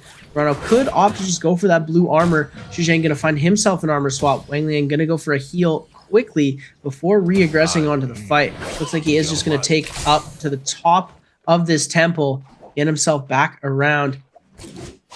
But Arano not giving up the chase here. Balda ultimate not online, but close and getting ready. Gaining rage with every passing moment. As Wang Liang is going to try and kite this out. Dagger in hand, so it's going to be pretty simple when he's going to be trying to kite this, but he's using his last shield pod. It looks like he does have that soothing boon Soul Jade, which gives you a small chance for your items not to be used once you use them. It won't take them away from your inventory and give you a basic free extra resource. So we now see Arano with 6 of the 7 Thunder coins that he needs to get himself that Jade. We're going to see him go for the taps on the LMB, but is not going to connect. Chuzhang is going to back off. He also has 6. I believe they have to kill one another to try and get themselves that 7th Thunder coin, as one of them could have picked it up there. I don't know exactly the number of coins that are on the map for display. You're going to see Frostivus trying to go for a parry here. He has 1 elimination under his belt. You're going to see him fighting against AIS. That purple fan just dealing so much damage. Tries to go for the grapple cancel. The grapple cancel does come through. Is going to try and go for that F. Huge parry opportunity for him here. Is going to get hit with that 1-2. Forced to bring that ultimate out. We are going to see the first dash come through. Siphon off the dash is going to connect. Gets a pot off too. We see the next dash coming out. F ability invested for AIS. Ultimate is going to be available for him as well. We're going to see it come out now, and Frostivus could be in a lot of trouble. Able to get the connect over, off on the teleport. Focus attack here. Tries to go for a second time, but the dash is going to come out, and then the freeze comes through as well. Able to get combo, but the F ability is going to come away with the kill. Frostivus, 2 eliminations on the board. Purple armor, purple weapons. This is his game. Matari's his hero right now, ladies and gentlemen. Frostivus able to come up with 2 eliminations right in the early game. This is exactly the position he wants to be in since he's not taking Yang. We're flipping over now to Wang Liang fighting against Chuzhang. Yeah, start also in the area. 3 people about. Very, very high tempo, actually. We're seeing TT25 make his way over. He's got purple dual sword, purple armor, so his health is going to be absolutely brutal. He's going to strip through people. Charm comes in from him. Chuz, a whole chunk of damage here from the side of TT25. You see everybody's in the area, though. And Chuzhang trying to make a run for it, but TT25 with the dual swords is just keeping on top of him, looking for the freeze opportunity, able to get it. But the question is who takes away the kill? Chuzhang just knowing that he is the one everybody is hunting, trying to play the escape game, but it's so hard as he walks into the waiting hands of Wang Liang as well. Is able to break the ankles a little bit, but grapple's coming in. He has got pots. He just needs to find an opportunity to get an armor swap off or some kind of escape. But TT25 comes in. The armor swap comes down, but it's not going to be enough. TT25 secures the kill, and now he can turn his attention towards Wang Liang. They actually back away from each other, deciding they don't want to get involved in any action. TT25 got that ultimate up and available, so maybe it's a little bit harder to go for it. The Bane's Breath from Frostivus, actually, he bought this earlier to secure himself this Bane's Breath, secure himself this Realm of Yang. No one's going to contest him on it. 17 seconds to go. Bought himself a fair amount of time there with that Bane's Breath. And I don't think anyone's going to contest old Frosty Boy. So he's going to be jumping in to that Realm of Yang. Is TT5 going to go? And I mean, he's set up, but he is on a Tessa, so maybe a little bit weaker on the old 1v1, better with the third parties. As the desperate search for that final Thunder coin happens, we're going to see him dropping all of the coins in. He needs one more coin for him to be able to unlock that. And I believe EWG's Arano has 6 coins of his own. I believe those are all of the coins available. So nobody going to be able to capture that Vulpine Essence Jade unless Arano goes back into the storm after Wang Liang leaves this location. And going to take a look at that earlier fight that we saw, Xu Zhang, the revives were getting to a point where if they didn't give themselves that res, if he didn't let himself die, he would have lost his res and lost his life completely into the rest of this game. So he had to let himself get eliminated. He tried to hold out for as long as possible, see if he was able to get himself a reset and back out of the fight. But at the end, it was inevitable. TT25 had his number and was able to come away with a nice kill. Frostivus now in the Realm of Yang, trying to go for his 3rd elimination of the game. Matari v Matari. X1's Wufang going to be able to get the first bit of damage off. So we're going to see them playing both over the pillar. The 1.0 is going to come out into the 1. They're going to see the ultimate now invested. Wufang going to be able to get Prio off into the nunchucks. And now, ultimate invested. Frostivus able to get Prio into the wall. He could carousel here. Carousel into grapple. Into carousel again. Frostivus! Ladies and gentlemen, that's 3 eliminations. He wins the Realm of Yang. Oh my goodness, what a play. Carousel into the wall. Grapple bump into another carousel. Able to come away with the Vermilion Bird Bite buff. Oh my goodness, what a play. Shah here taking on Jin, has been forced to use that ultimate, is lower than Jin. Jin, I believe, has been able to get a reset off here. Has still got that ultimate ticking away here for Jin. 2 dashes available, that air for Jin, putting some serious damage in, catches him out briefly. Doesn't actually get the full damage off. Looking for a potential scale rush there, I believe, from Shah, but Shah didn't give him the opportunity to go for it. Both of them pretty much the same HP here. Jin has got the ultimate, and there it is. Nice and easy, tidy up. Bowder X Jin able to secure himself the victory, and it's a little later than the others on their one, but just means he has the Bird's Might a little bit later into the game. See what goodies he gets as well. Obviously, going to be getting some level of golden weapon. Hopefully, it's not totally trash. As now got 3 players on the map running around with that debuff. 3.5 minutes to get themselves cleansed, sort themselves out. Star is one of them. Looks like he's hunting on to AIS inside of JL. Could get a little dicey here. Star will see him.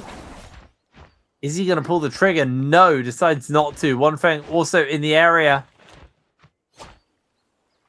It's Wufang, it's Shah, it's Star, all with the debuff on.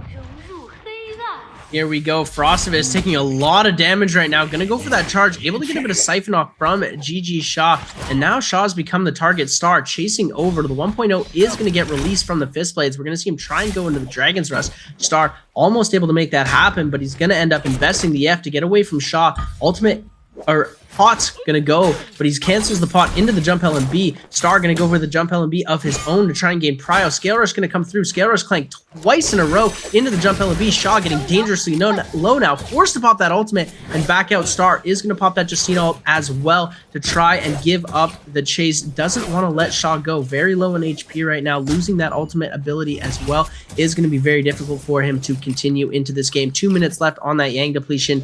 Gonna be very difficult for Shaw to make a comeback here. Is going to just take to the skies and try and get away as fast as possible. Pistol shots are going to come out as well. Frostivus has gone down, but he does have the Vermilion's bird buff. He will be able to continue into the late game. 3 eliminations on the board for him right now as Shaw trying to get away from all of these players. And it looks like someone, Action, has cleaned his Yang depletion up, but TE Star still looking for that flower. Shaw is going to get himself parried here. Sap damage coming through into a jump LMB. 1 HP in a dream now, stuck into the zone. Going to find himself a blue armor swap, though, very quickly onto the side. Arano not giving up the chase, though. Ultimate available for him, but GG Shaw is nowhere to run. Has that F, is going to invest it, trying to scale rush away. Jump LMB to create a little bit more distance, but Shaw not in a good position right now. He can't go into the zone to try and kite out because he has such little white health. Is going to be able to find a little switcheroo, breaking the ankles of Arano for a second, but he was able to catch on, running himself into AIS, and now the freezes are going to come out. 2 Jacina dashes from AIS. He missed both of them. Now it's going to come into everybody. F ability available again for Shaw, and the whole lobby chasing after him right now. Arano, Star, AIS, Wang Liang, and everybody coming through trying to get this elimination onto GG Shaw. Oh my goodness, he's kiting so well, breaking the ankles, but there we go. AIS with the pull sword slash able to come through. Wow. That was so bad luck regardless. Like, even if he somehow got away, even if he turned the attention off, he wasted like a minute and a half of his debuff to get to just escaping. So then he would have had absolutely no time to commit to a kill and no time to, you know, secure himself the cleanse. It was honestly just a worst case scenario. A bunch of teams are grouping up in the, or a bunch of players are grouping up in the area. Very, very tight quarters. And I actually think it's going to be relatively low action just due to where we are. There's too much terrain. There's too many buildings and windows to kind of fly through. It's very hard to make damage really stick on a map like this. I mean, we just saw how much time was bought earlier as Start goes down to the debuff, just decides to jump into the zone so no one can get any goodies nor the kill credit. Yeah, that's the right play there. You're being with 30 seconds left and not having really anything to do. You're going to send yourself into the zone. You're not going to give anybody the kill. You don't want anybody to take your loot.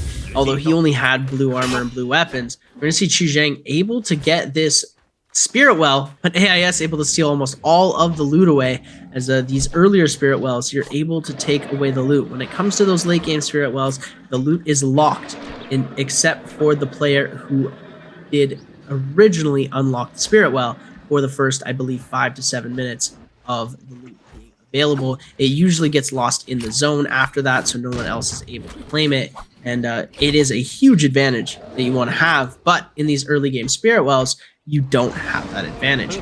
Speaking of, we are going to be taking a look now at the Realm of Yang. X1's Wu Fang taking the fight against Baoda's Xshin. Both of these players losing their first Realm of Yang. Bow shot's going to come out. Xshin able to get a huge bow shot off onto Wu Fang. Wu Fang losing most of that purple shield. We're going to see the scale rushes coming out from the pull sword. Looks like Xshin going to try and make something happen with these dual blades, seeing if he can get a connect off.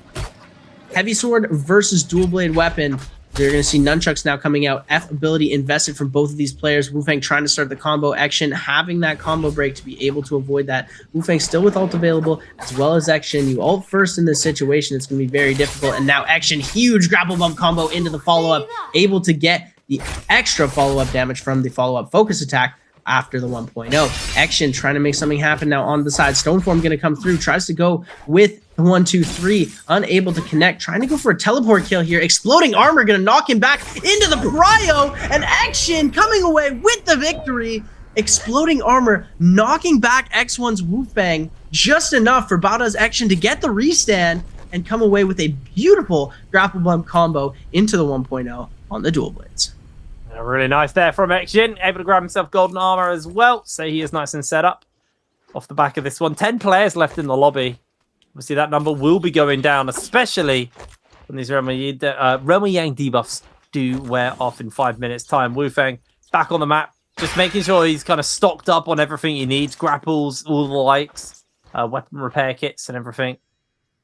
Feel like they're probably pretty comfortable at this point. And oh my word, I've not seen this in a while. Teams just, well, players just sitting alone in a bush. Haste, does he check the bush? He's got a roommate. What's up, homie? You think I can share this with you? What is going on? They've all just decided to play passive. I think this late into the game, if you show any sign of aggression, the room will know that you have the Yang depletion debuff. They know one player has it because there wasn't a second Realm of Yang fight. It was only Xshin versus Wu Fang. And so they go, okay, you're Wu Fang, you have the Yang depletion. We are all going to focus you now and try and get that elimination. We're going to kite you out until your Yang depletion is almost up. You get super desperate. It looks like they have spotted each other out now. And, you know, Tessa and Akos, they are two off-meta picks. So when it comes to the family meta, the off metas do start to join together, as when you see the Liams taking the same space, you see the Mataris holding their ground together, you see the Valdas playing in the same sections. The off-meta heroes will also try and do the same thing to a certain extent. It's not as powerful. We've seen some very crazy family meta peel going on in some of our other games when it has been 2 Kylans, 2 Hotties, and 2 Liams. But when it comes to these off-meta heroes, they decide to play cool with each other at this stage, but when it gets to about 4 or 5 minutes, it doesn't matter. It's fair game, open season. Now X1's Wu Fang trying to find himself precious elimination. It'll actually be so unfortunate for Frostivus that Wufang took that Yang and lost, because he needs an elimination and he won't have his teammate for family meta, as Pace has now become the target of the lobby. Everybody starting to deal the damage over, and Frostivus trying to make this happen for his teammate Wufang right now. And I know I shouldn't say teammate, but it is very similar. And now Pace with the ultimate burnt, Akos being the main target of the lobby right now. Everybody going for Pace. Armor swap has been given to him though, and he's found that super lucky armor swap, able to get an almost full reset. But Wufang hasn't used his ultimate yet, still has a good chance. I believe he still has a few minutes left, hiding in the bush. What a crazy play. If nobody finds him here, it is absolutely cooked. Yeah, it'd be really crazy if they're just able to chill out. It looks like that may just be the game plan here. 10 minutes left in this game as well, so we got a little while. As our teams are just having a flip around. It honestly, the tempo in this game 4 is significantly lower than what we've seen in all of our other games up to this point so far. The other games have been kind of mad dash aggressive, but Wu Feng kind of scratching his head going, where is everyone to fight? Like, I can't see anyone, and he's got 1:45 left on this debuff, and he is desperately trying to find an opportunity to get in and get some kills. Because the longer he waits, the harder, the less likely and the harder it is for him to actually get that cleanse off. And I honestly think he might be a little bit donezo, unfortunately. Hasn't been able to achieve much of anything, and now the Bane's Breath coming down, all that does is really scatter people even more. So the odds of actually finding anyone's even lower. Yeah, I know Raven says he starts to panic with about a minute left on the clock. I think the time to panic is a lot earlier, because with only 1 minute, a player with ult like DRG's Feng and a fan in hand on the Buttery Rocks is going to be a very difficult target to catch and kill. We are going to see now 1.0 release from Feng to be able to connect onto Wu Fang, all of his health and all of his shield gone. We're going to see Dragon Roar coming out from Arano. Great peel, as you see there. Valda ultimate has been invested for Feng. Wu Fang going to be able to get himself a pot off, trying to get a bit of siphon here. Was able to do the teleport into the Matari thrust, getting himself a pot as well. Arano doing a great job at peeling for Feng. Feng going to try and use that ultimate, but now Chu Zhang is going to try and make something happen. Wu Feng, 30 seconds left on this Yang depletion. You're going to see if he can get an elimination, and it's looking very difficult for him right now. Going to go for the 1-2 onto Arano. Arano still has that ultimate available, though. You're going to see now getting hit by the Tesla Charm. Now AIS trying to go for the follow-up with the focus attacks from the... Oh my goodness, and it's his own teammate, Frostivus, coming through. It's the other Matari in the lobby. Decides to put him out of his misery, sees how low he is, goes for the pistol shot, and comes away with a beautiful kill steal right from under the nose of AIS. Arano forced to pop that. Now the Valdas are on the back foot right now. Valda very, very low pace, going to be giving pursuit to this, trying to see if he can pick up this elimination. Getting a Valda out of the lobby this early would be super huge for their gameplay as well. All of these hotties wanting the Valda out of the lobby too. Tessa looking to see if he can steal the kill. Arano able to find himself a armor swap and a full reset. They live to fight another day. 6 minutes left on the clock. 9 players left in the lobby. This is probably one of the busier final circles we've had in a while, actually. And this game's just been so low aggression, which has really surprised me, actually. Do see that they are still hunting on Tu Feng. Xing. Golden hung sword. Golden armor. Very stacked up. Look at the bow shots. Not able to actually make them connect onto Feng. Feng does eat a grapple, though. And it's just playing the evasion game. But they got to play the evasion game for 6 minutes. It is a tall ask for them, especially when you don't have your ult on your Valda. It's going to quickly slip underneath and away from everybody. So they have successfully pulled off some of the dogs. In comes the Bane's Breath. Naraka still waiting on their ultimate. Bow shots coming in to chase them down. They are just eating a couple of bow shots here and there. Really is bully the Valders, isn't it? They both want, everyone in the lobby wants those Valders out of this lobby. Looks like they've both been able to successfully evade the attention of the rest of the lobby for now. It very much is just a waiting game to see where the next kind of burst of action breaks out. And KLA, TT25, he has the Volpine Essence. So we're in late game, and this Tessa has Volpine Essence. Like, if you somehow get all the way to the end of the circle, and that pops, you just win the game off that by default. Oh, yeah. It would be very, very hilarious to see if TT25 is able to make it to the end of the game with Volpine and outlast everybody, even the Valdas on their 2000 HP. And that's why everybody started going for the Valdas there, is both of them burn their ultimates in that fight sequence trying to take out X1's Wufang.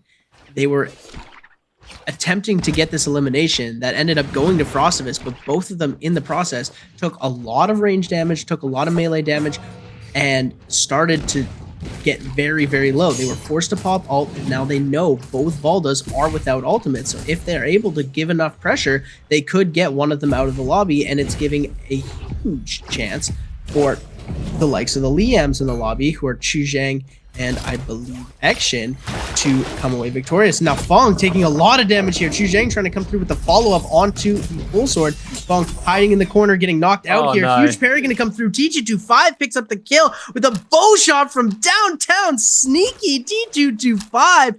What a play. Oh my goodness, and it's starting to get put into motion, ladies and gentlemen. EWG's Arano still no ult on the board. Action gonna go for the chase here, and look at Arano knows that there's a threat there. He does have Dragon Roar on the nunchucks. Dragon's Roar with the Valda ult, very, very lethal combo. Frostivus has those gold nunchucks as well. This could be a very difficult situation for Arano. Still doesn't have that ultimate up yet. It looks like they have backed off for the time being, but rest assured they're going to start aggressing onto Arano as soon as this circle starts to close even more. This might be just the prettiest final circle I think I've ever seen. It's so, look at that. It's so scenic. Amazing final circle to end this game on. And right now, Frostivus and TT25 are the ones set up. Actually, XN as well. 3, 4, 4 kills across the board. And we know that TT25 has been consistently good as of late. Let's see if he can continue that performance that he has been putting on so far throughout today's games. Frostivus coming back after what's been a bit of an underwhelming start to the day for him. Those 4 kills of slingshot. Yeah, it was all right. He hasn't been like pop off yet. But he has been able to put himself into that top 6 position, which is all he really needs to get into for Worlds. Still got a lot of games to go, but give yourself a good foundation for Saturday is today's game plan. The better you perform today, the less pressure you have on Saturday. And the worse you perform today, the more pressure you have on Saturday. Zone now starting to move. Everybody is getting forced close into one another. Arano has been able to survive, has got those bow shots, and with the nunchucks, able to buy a lot of space, forcing them away. Gets a reset off as well. Gets a pop to make sure that they get some health back.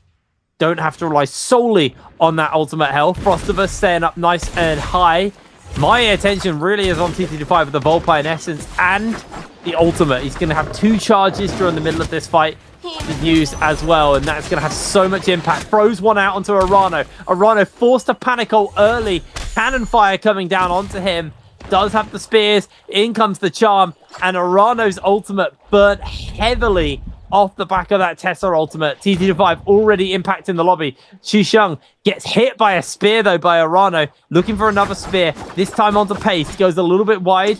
Spears have run out. Arano has been able to full reset, but 1% on that ultimate charge. You are going to struggle to get that back by the end of the lobby. TT25 looking for bow shots here. He's just charging up that ultimate. Remember, he can charge. He can throw it out on 60%, I believe, and 100%. So 2 effective charges, has been able to build that one back up for himself momentarily here from TT25. Going to be a very, very impactful lane game as we see Frostimous just rocket into the sky to break away from all of the action. Everybody is on the low ground, though. It's getting very heated down here. 30 seconds until this zone fully closes. Pace forced into the zone. Goes for the ultimate. Doesn't quite make that connection there, unfortunately, with it. Still has a charge left to go for, though. As you can see, Frostimous coming down onto the low ground. Everybody is just trying to stay aerial. TT5 gets battered miles out of the zone. Throws down the charm. Looking for the bow shots onto multiple people. AIS trying to keep himself alive as TT5 catches the kill. Catches the freeze. Frostimous popping up in the middle of the fight, though. Wang Liang holding fast. The runner goes down. Wang Liang is the last man standing. I think that's Frostimous' game, Frost though. MVP! Huge, huge performance from him to close it out. He was the night to kill multiplier, though. Yeah, he went out in about 3rd place there, but had so many eliminations. It looks like the win is going to go to Bauda's Action. Looks like Action was able to survive just a little bit longer on that Liam. Come away with a few more kills in that endgame, but we did see Frostimous pick up an elimination near the end there. It was just difficult for him to make it back. He was kiting up for so long in the sky. Very impressive stuff from him. There we are into the map. TT5 already got himself the fist weapons. Hasn't got any armor, though. Would like to get that, especially when Star's running around with blue armor. Could be a little dicey for him. Star making a break for it. TT5. Gonna find out the hard way, but there is blue armor on this guy. He does get himself some grey armor, though, so he's gonna feel a little bit more comfortable juggling Star around. The problem is Wolves is in the area. The ballista shots are coming in, and they scatter the moment a ballista shot comes out. Do not want anything to do with that. Yeah, ballista early game, definitely not something you want to die to. We saw in the solo finals, Mike went out to a ballista, and it basically cost him his chance at winning solo finals. It was very unfortunate, but we see that happening time and time again, and these players are not going to try and make that happen over and over again. We do see in the kill feed GG Shaw picking up the early game elimination. We haven't seen very much coming out from him early game. And now SS1 Pace picking up the elimination onto JDD's Chu Zhang, now focusing his attention over to X1's Wu Feng, as well as another player joining into the mix. Looks like Action jumping through. We are going to see the overhold come through. The 1.0 release onto Action is going to connect, losing all of his armor. Tries to flip over to the musket shot. Overhold going to come through to another overhold, and now Action dominating this fight right now. Going to try and invest the ultimate to see if he can get out of this, but it looks like Action has the ultimate invested as well. Great dodge from Pace to be able to get around. Needs to go lower, otherwise that ultimate timer is going to burn out. Action trying to see if he can get one more freeze attack off before he loses the ult. Looks like Pace going to cancel that ultimate. I believe Action canceled the ultimate as well. Or no, we do have that one more freeze available for him, but he is very low on HP. Pace was able to get a reset. Wufang completely reset as well. Action getting his armor back, trying to go for a health bot. Cancels the ult at 30%, so he does have a little bit more of a rage advantage. There's 2 blue armor swaps, but it looks like they're both empty armors. None of these players are going to opt to go for that and go for the reset. They want the safety of having that armor available. We're going to see Action versus Wu Feng in the Fan v Nunchuck scrap. 1-2 coming out from Wu Feng, trying to go for the overhold. Parry. Throws the blue, gets the parry, the bow shot into the 1.0 from Action. Interesting parry punish. Baiting out the F, but the F was off of cooldown. Wu Feng going to try and go for the Hottie ultimate now. Action having to deal with 2 Hottie ults in this fight. The one from Pace was able to get kited out because Action had ult. He does have ultimate almost back now. Wu Feng just going to go for the reset, and now Action in a bit of trouble. We're going to see the triple charge come through. Is going to connect onto the other Hottie. Hottie's going to lose ult. We're going to see the 1.0 come out from Action, dodging the 1.0 from the fist blades. The dodge is coming through into Prio. F ability coming out from Wu Feng. Uppercut gonna happen from Action. Tries to go for the 1.0. See if he can get the long distance grab. Unable to connect with it. Wu Feng gonna send the pistol shots flying. Trying to make a play with the fist blade. Seeing if he can scale rush away. But the overhold's gonna come through. And he gets a second one. Oh my goodness. Action with the bloom back to full HP. Tries to go for the parry. Now it's Pace versus Action with this blue dagger. Action, or blue fan. Action has been absolutely lethal. 1-2 into uppercut. Ultimate is going to come out from Action. F both dashes available, is going to get the There it first is. freeze into the 1, is going to try and go for the 1-2, gets a huge parry, and Pace gets, oh my goodness, Pace brings it back around into the uppercut, into the 1.0, needs one more jump element, being Pace with 1 HP in a dream! Oh my goodness, he comes back from the brink of death! I can't believe Pace brought that back. Aizen is going to be kicking himself. I saw in the player cam, he was not happy with that one. Now, Wang Liang, get up here versus TTD5. Does need to be careful of that thorny roller, which lines this area. So we are making like spiders and crawling along the ceiling just to evade getting caught out, as Wang Liang doesn't want to let TTD5 get away, but TTD5 able to get around the corner, get a full pot off, and he's quite scary right now. It's going to get the full reset in as well. Purple armor onto TTD5 makes him very, very scary. No one has solved this yet. They're still trying to solve it. This has just been a constant scrap for Plumed since spawn. I mean, there's multiple people in the area. Very hard to actually fully commit and get that one. They are just spinning the bits about. I think TT5 knows the puzzle solution. I think because he was in the tunnel, he must have had a look. But it is risky, because if you don't get this right, you well, so not if you get this right and then someone slides in and takes it, you're going to be rather annoyed. As looks like continuing to try and solve it. TT5 gets on a ballista though. Can he get him out of the sky? He can! Forces the ultimate out of Wang Liang. Looks for the spear. I don't know if that actually hit onto TT5. It didn't. As AIS, I don't know if AIS even has any weapon repairs. He's just been sitting still on that ballista threateningly for a while. Just sitting there menacingly.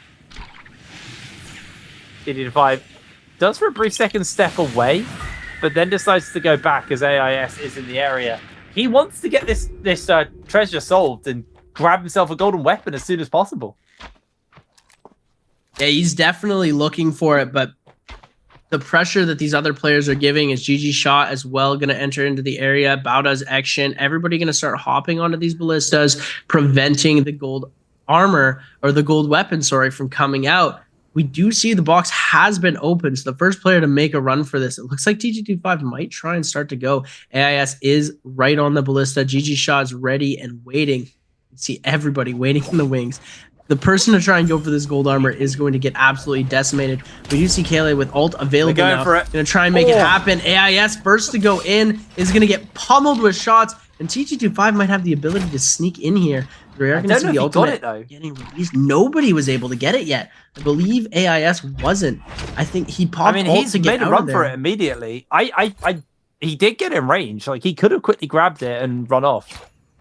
There's a chance we won't get to know 100% until we see the inventory. And it looks like KLA making himself known by GG Shaw, letting him know that I'm not going to let you go for this. He goes. It looks like he might have gotten it here. Yes, gold dagger coming in. Shaw going to be able to pick up the scraps of the box.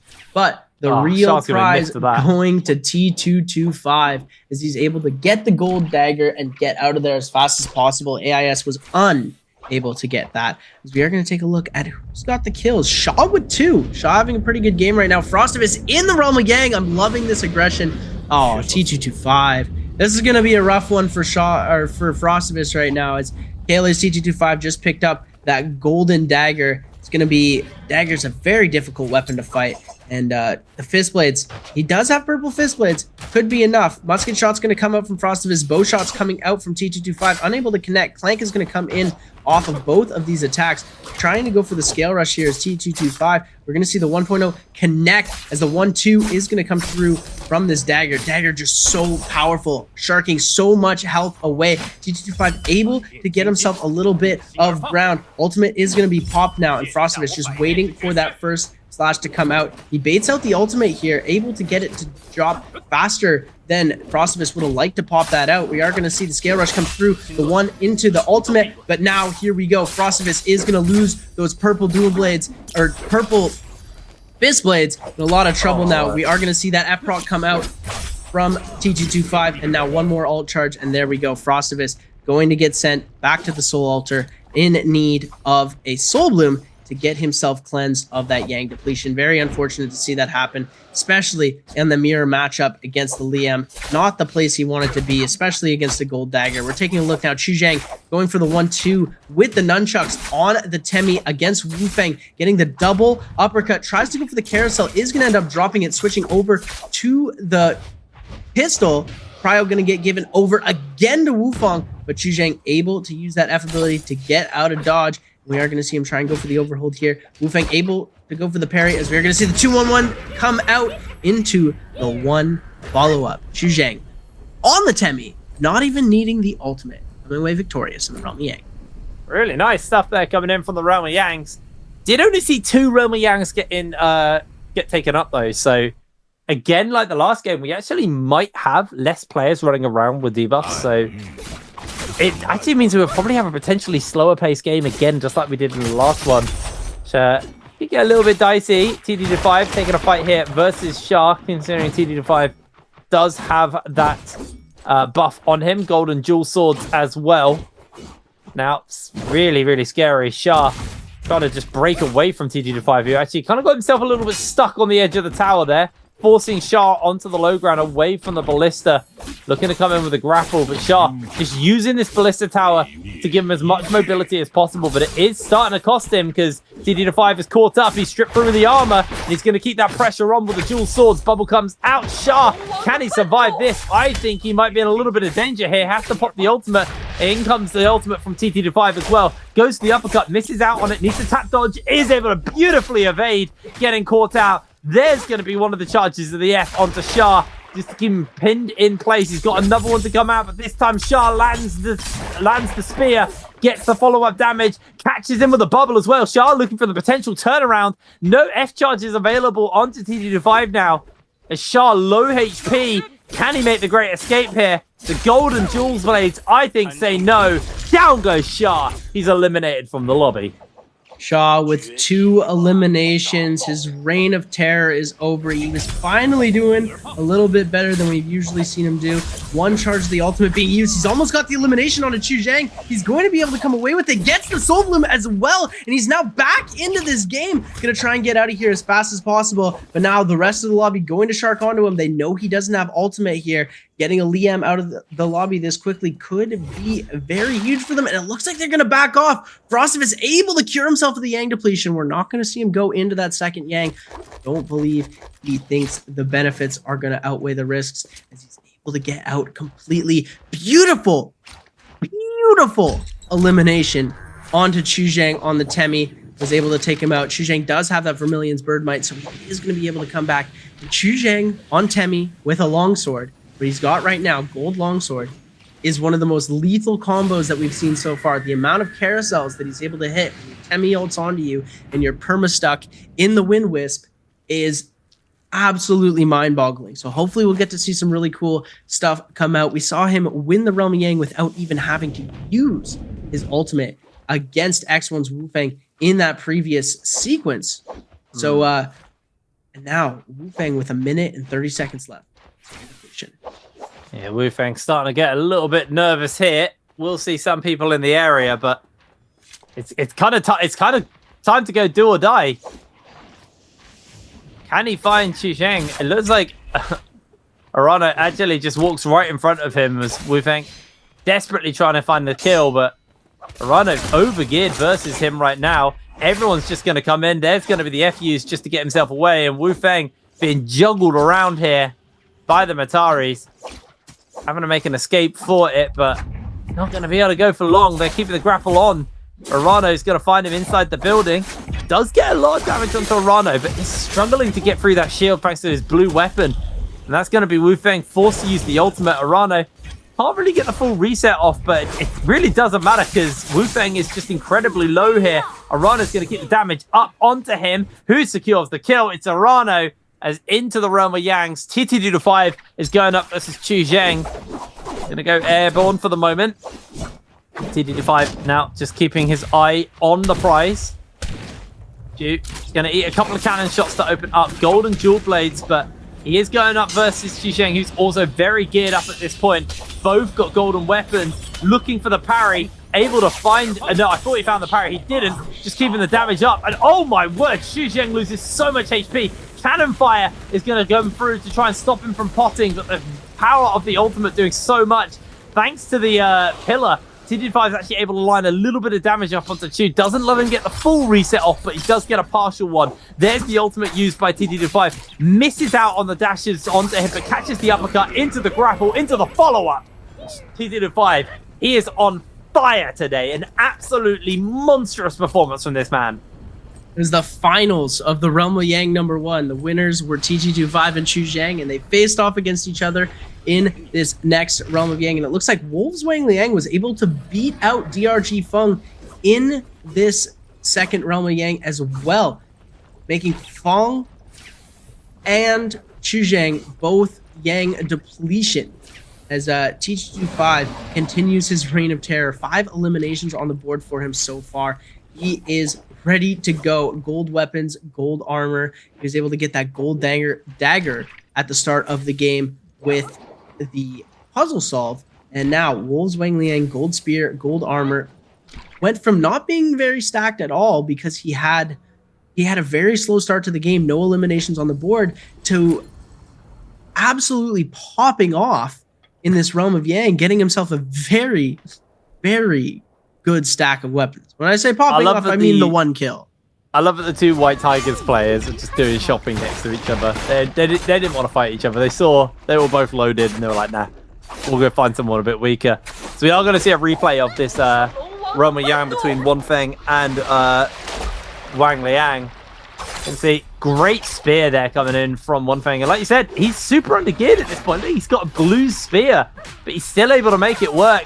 Catches into the damage. Wanfeng did answer back with the uppercut and the spear throw there, but I believe there's still a spear available to Wang Liang. Oh no, it timed out. So just comes in fair and square, takes him out nice and easy. And Wanfeng now running around, looking for an opportunity to cleanse himself.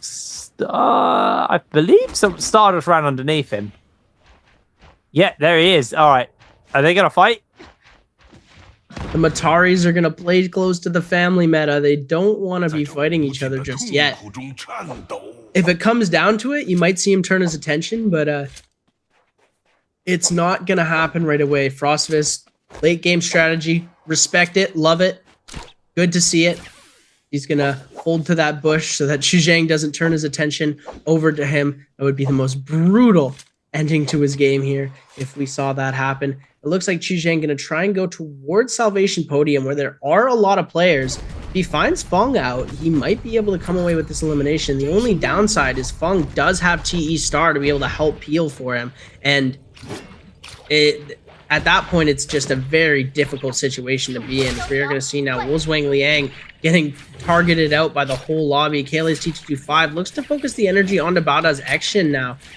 It looks like they don't want to come at the other White Tigers player. Here's the smart play, is you are sort of griefing yourself if you try to take out the other White Tigers player. You're taking a longer fight. It's going to end up costing you way more resources, way more ultimate charge, whereas if you try to fight one of these weaker players, you're at an advantage instead of having a level playing field. That's exactly why these players go for the buffs. They want the advantage in the game. Xu Zheng now popping the F ability to get a little bit of extra movement. AIS getting dangerously low here. He needs this elimination. Tries to go for the jumping LMB. All he needs is the bloom. He's going to pop the ult. He gets the bloom right off of the ultimate ability. Wang Liang is going to come away with the elimination. Prediction in the Twitch chat right now is going crazy, as we are going to see tied now Wang Liang and GG Shaw. We're going to see Wang Liang now taking a lot of damage, being the Baldo in the lobby. Action is going to go down. DRG's Feng picking up the elimination, but TG25 steals the Soul Bloom. DRG's Feng absolutely furious right now, going to try and keep gaming as hard as possible.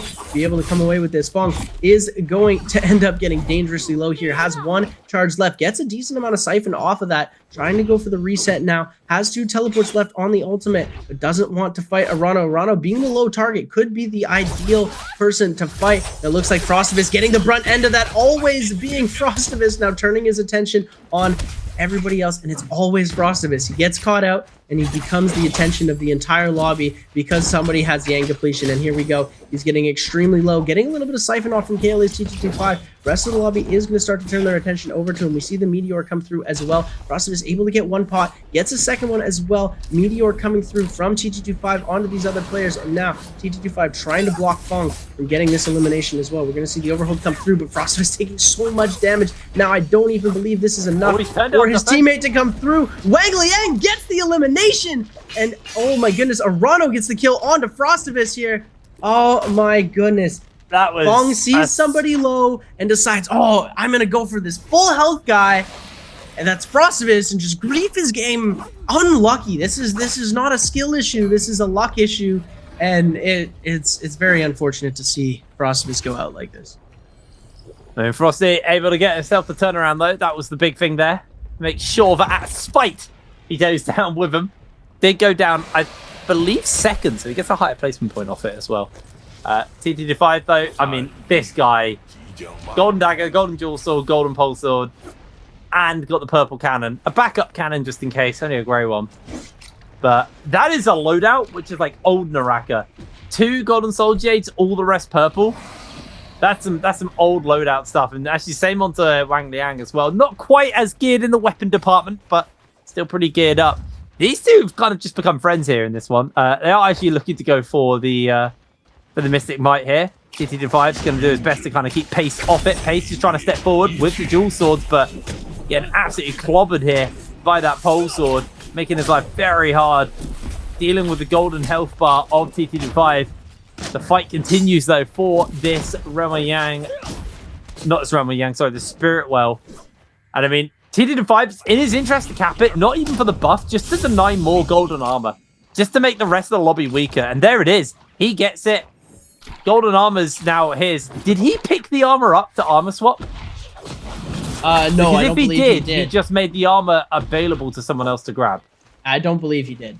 Okay, I hope not. I really hope not. I think at this level of play, they're pretty good at making sure they're not going to pick that up. You're going to see now Pace taking a lot of attacks over onto the side of KLA's T225. We see the Octoslash come out, but now Pace forced to hit that ultimate. He's taking range shots from everybody else in the lobby. They want this hottie gone. They don't want to have to deal with him in end circle. It's T225, Arano, and Chuzhang giving chase. Looks like Wang Liang and Star as well on the other side. Ultimate is going to go down 9% on the ult. T225 with the follow-up from this pole sword, going to deal so much damage. Chuzhang going to try and make something happen as well. Sends his attention to T225 to tell him to back off. T225 goes for the reset. Chuzhang keeps up pursuit. Meteor coming in as well, dealing so much damage on the Pace. Pace able to find himself a really good spot for a reset. Everybody backing off for the time being, as only one without ultimate. Wang Liang, though, another part of the lobby. Oh my goodness, the ballista shots coming through, and Pace getting dangerously low. T225 trying to finish the elimination off, and T225 with his 6th kill of the game. Meteor on the cannon, able to come through, and it's wraps at this point. And T225 is just a force to be reckoned with. Nobody able to compete on the level that he is right now. 36.6 points. The closest player to him is SS1 Pace with 17. Oh my goodness. Everybody else is really close. Star with 15.5, Frostivus with 15, DRG with 13.6, Action with 12.5, Arano with 12.5, Chuzhang with 11.3, AIS with 11, and Wang Liang on 10.7. Everybody else is super close, but T225's in a league of his own. Honestly, at the end of today, I think Saturday is just going to be about playing for the last 5 spots. I think he's done such good groundwork. He literally has to completely throw this to not make it to Worlds at this point. Like, as long as he has an average day, he doesn't even have to pop off. Just an average day and he's fine. So he is very, very set up at this point. And everyone else below him, I mean, it really is anybody's game. I mean, there is 11 points between second and last. That's how close it is on the rest of the standings. And it's kind of TT25's fault. Like, he's just taking every point up. He's hoovering them up. They're not getting an opportunity to get near him. As TT25, 5 players left in this lobby, just going to be playing for these final moments. He's definitely got this one in the bag here. Arano doing his best just to hold on. TT25 batters him with a pole sword. layers in the cannon. Does actually miss the cannon shot onto Arano there. But we still got 4 minutes until this final circle actually fully closes. There's still a building to work with, so a bit of verticality, a little bit of terrain to move with. Arano is being hunted down, though, by the rest of the lobby. Trying to find that pot, is going to be able to get it, so the reset comes in. And Arano going to be feeling a little bit more comfortable now that he's been able to reset. And for those of you listeners who speak American, not British, Hoover is a vacuum cleaner, I believe. Yes. Yes, okay. Oh, just double checking. As American, not English, made me so angry. I'm sorry, I had to. No, it's fine.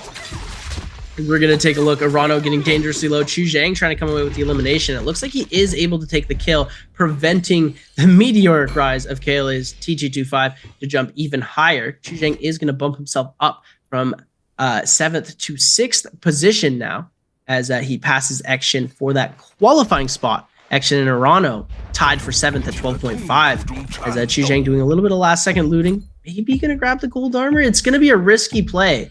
So we're going to see if he's going to do it. No, he doesn't. He doesn't go for the gold armor.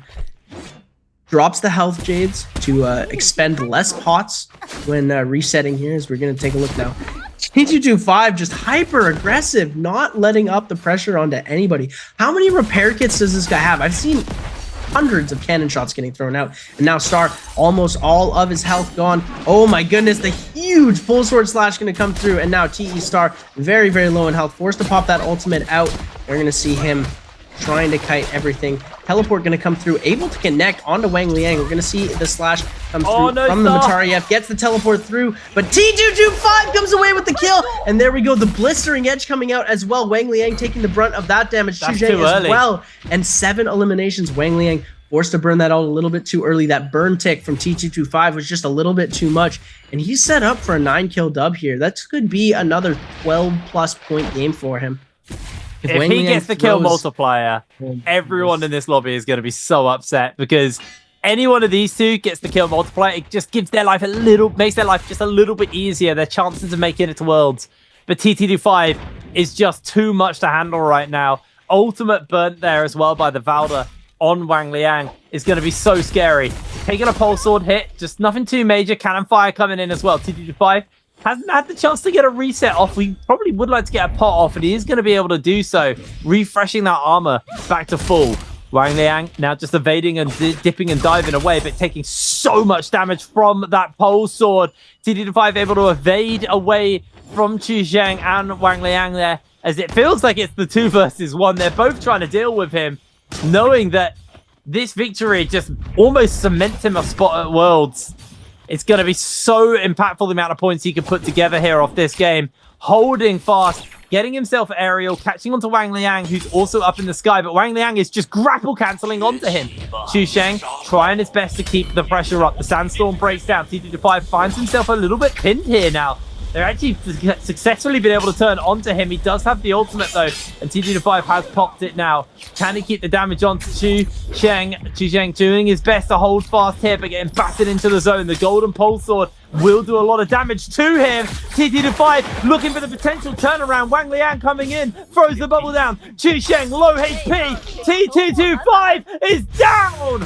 Wang Liang holds fast and saves the day. It's still TT5 who's going to win this game, but the kill multiplier denied. Yeah, and that was the main objective of that end, and you can see him. He's a little bit disappointed, but you can't be disappointed with that. He, you know, the T225 curse, he did place 2nd in the lobby, technically, but he does get the MVP because of the sheer amount of eliminations. He gets the last hit of damage onto Chu Zhang. I think we're going to see a lot of action off the rip. Ready to kick it off. Yeah. KLA TD5 grabs fan, grabs dual swords. Those are pretty much the best go-to fight weapons. Got himself blue armor as well. So Star may find himself in a little bit of danger here. TD5 is going to be looking for him. Star hasn't actually been able to put any armor together. If TD5 can find this grapple and find this opener before Star gets armor, it is going to be over for him. But just looking for the cannon fire. Star trying to make an escape here. Does eat some of that cannon fire, though. Is going to immediately get hit up here. TD5 loses half of his armor, though, to Star, hitting him with the clank. Star actually able to turn this around on the TD5. Has to take the glider away to safety. Star's now going to put the pressure back onto TD5. He does have an armor pot or powder available to him, so he can go for the heal. Coming in for the knockup, but everybody's sliding in. TD5, it may be a bad start for him. The attention's been turned around. Down he goes. Wu Feng's able to take him out, and Feng now will be looking for Star. Down he goes. Pace looking for this fight as well. Wu Feng, the God Slayer at this point, taking down TD5 off drop. But honestly, TD5's performance doesn't really matter this game. He had an amazing day. I want him to hit 40 at least. He needs 0.4, meaning that he has to place and get at least 0.5 placement points, or he needs at least 1 elimination. Gray armor swap going to come in on Feng, but it's almost going to get completely destroyed immediately.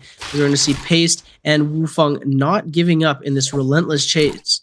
Feng going to try and break ankles. He's got purple katana in hand. Definitely doesn't want to lose that. So you're going to see him break these ankles of these players. Wu Feng and Paste are going to end up losing him here.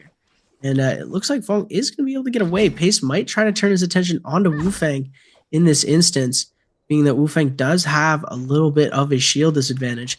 Frostus picking up a bounty. We haven't seen any Valda gameplay from him yet, so I'm excited to see what he's going to be able to do.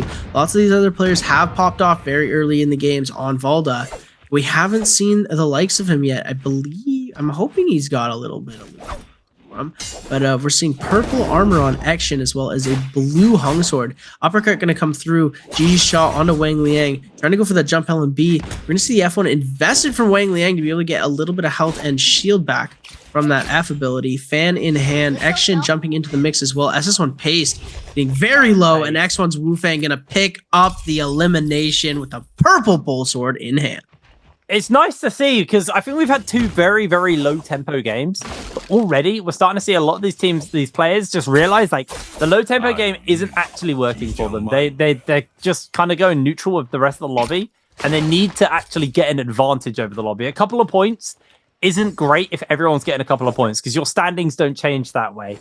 So it's just kind of a big old aggression game coming in. I want to see max people entering into the realm of Yangs. I want to see people looking to try and snowball their advantages and get actual leads over the lobby.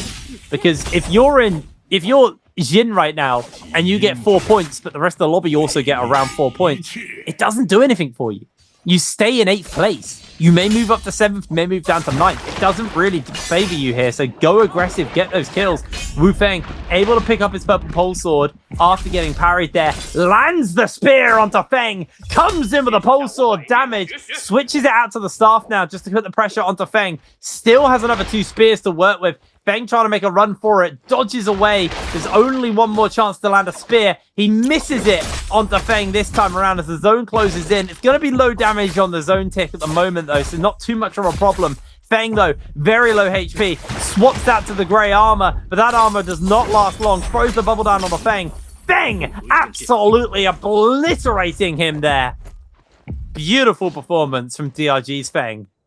And Feng's a player who at times has popped off in the LCQ or our last chance qualifier and a couple of these other instances of the MVPL tournament. We've seen some really great things come out from him. But in the MVPL finals, we didn't see very much from Feng. We had high expectations, very high hopes for him, but he wasn't able to play to the best of his ability. It looked like he was kind of off and he wasn't putting up as many kills. He started going back to his old ways of grief, whereas he's a player who loves the third party. He really loves the play style of getting in these other players' heads, messing with their play style, and playing very unconventional compared to the way that most of these other players play. And oh my goodness, JL's AS might bring this back from 0 HP, bringing it around. The Mortal Defiance proc from the Z-Ping ult is going to help him a little bit, but the uppercut coming through, able to tap dodge out of that.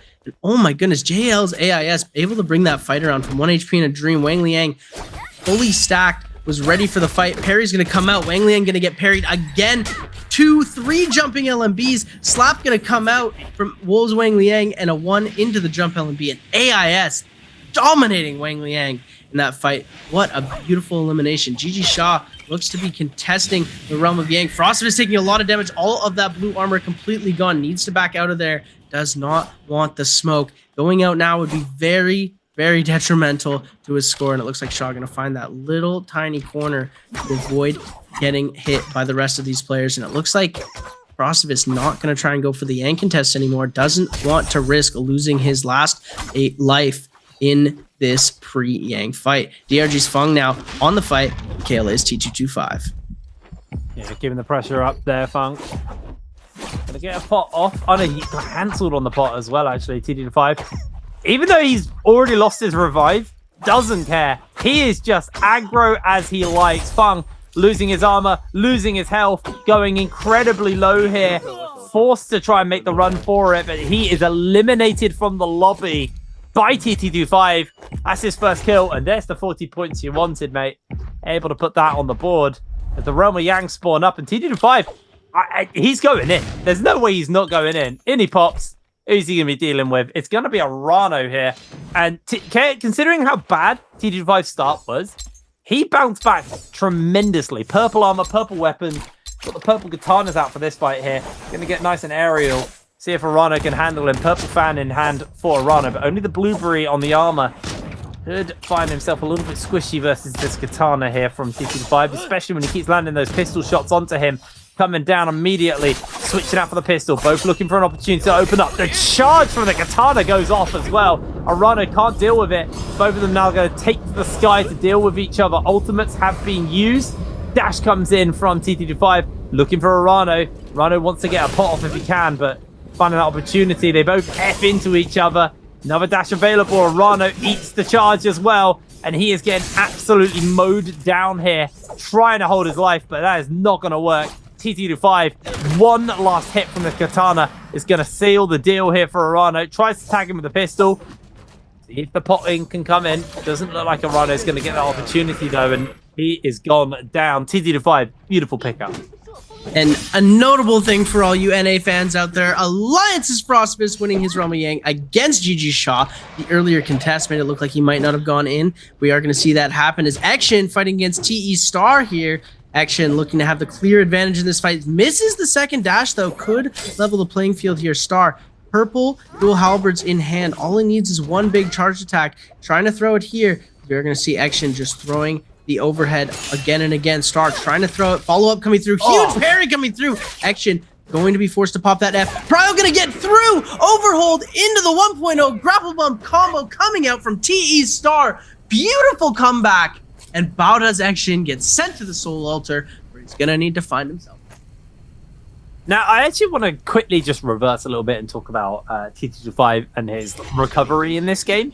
Because actually, I was talking about it a lot during Sunday's games, actually, when we were covering all of that action in the finals. So one of the things that we did see quite a lot, and I know that it has an impact on solos as well, hence why I'm talking about it, but is the timing of when you get your rebirth. So basically when you go down in that first zone. What I find is a person who can recover typically recovers if they don't go down earlier. Because that gives you time to grab gear and then get into the Realm of Yang. That's exactly what we saw TT25 do. He dropped, died, and immediately re-geared himself up and was able to recover from this game. If he went down towards the end of the revive, he wouldn't have had the time to get all that gear for the Realm of Yang and would have been in trouble. Now, gonna have to hold this because Shah and Frostivus going toe-to-toe. Frostivus goes in for the spear, doesn't quite catch out onto the Tiger. Shah trying to make a run for it. Shah with the Realm of Yang debuff, avoiding the spears coming in. I believe there's still one more to come down.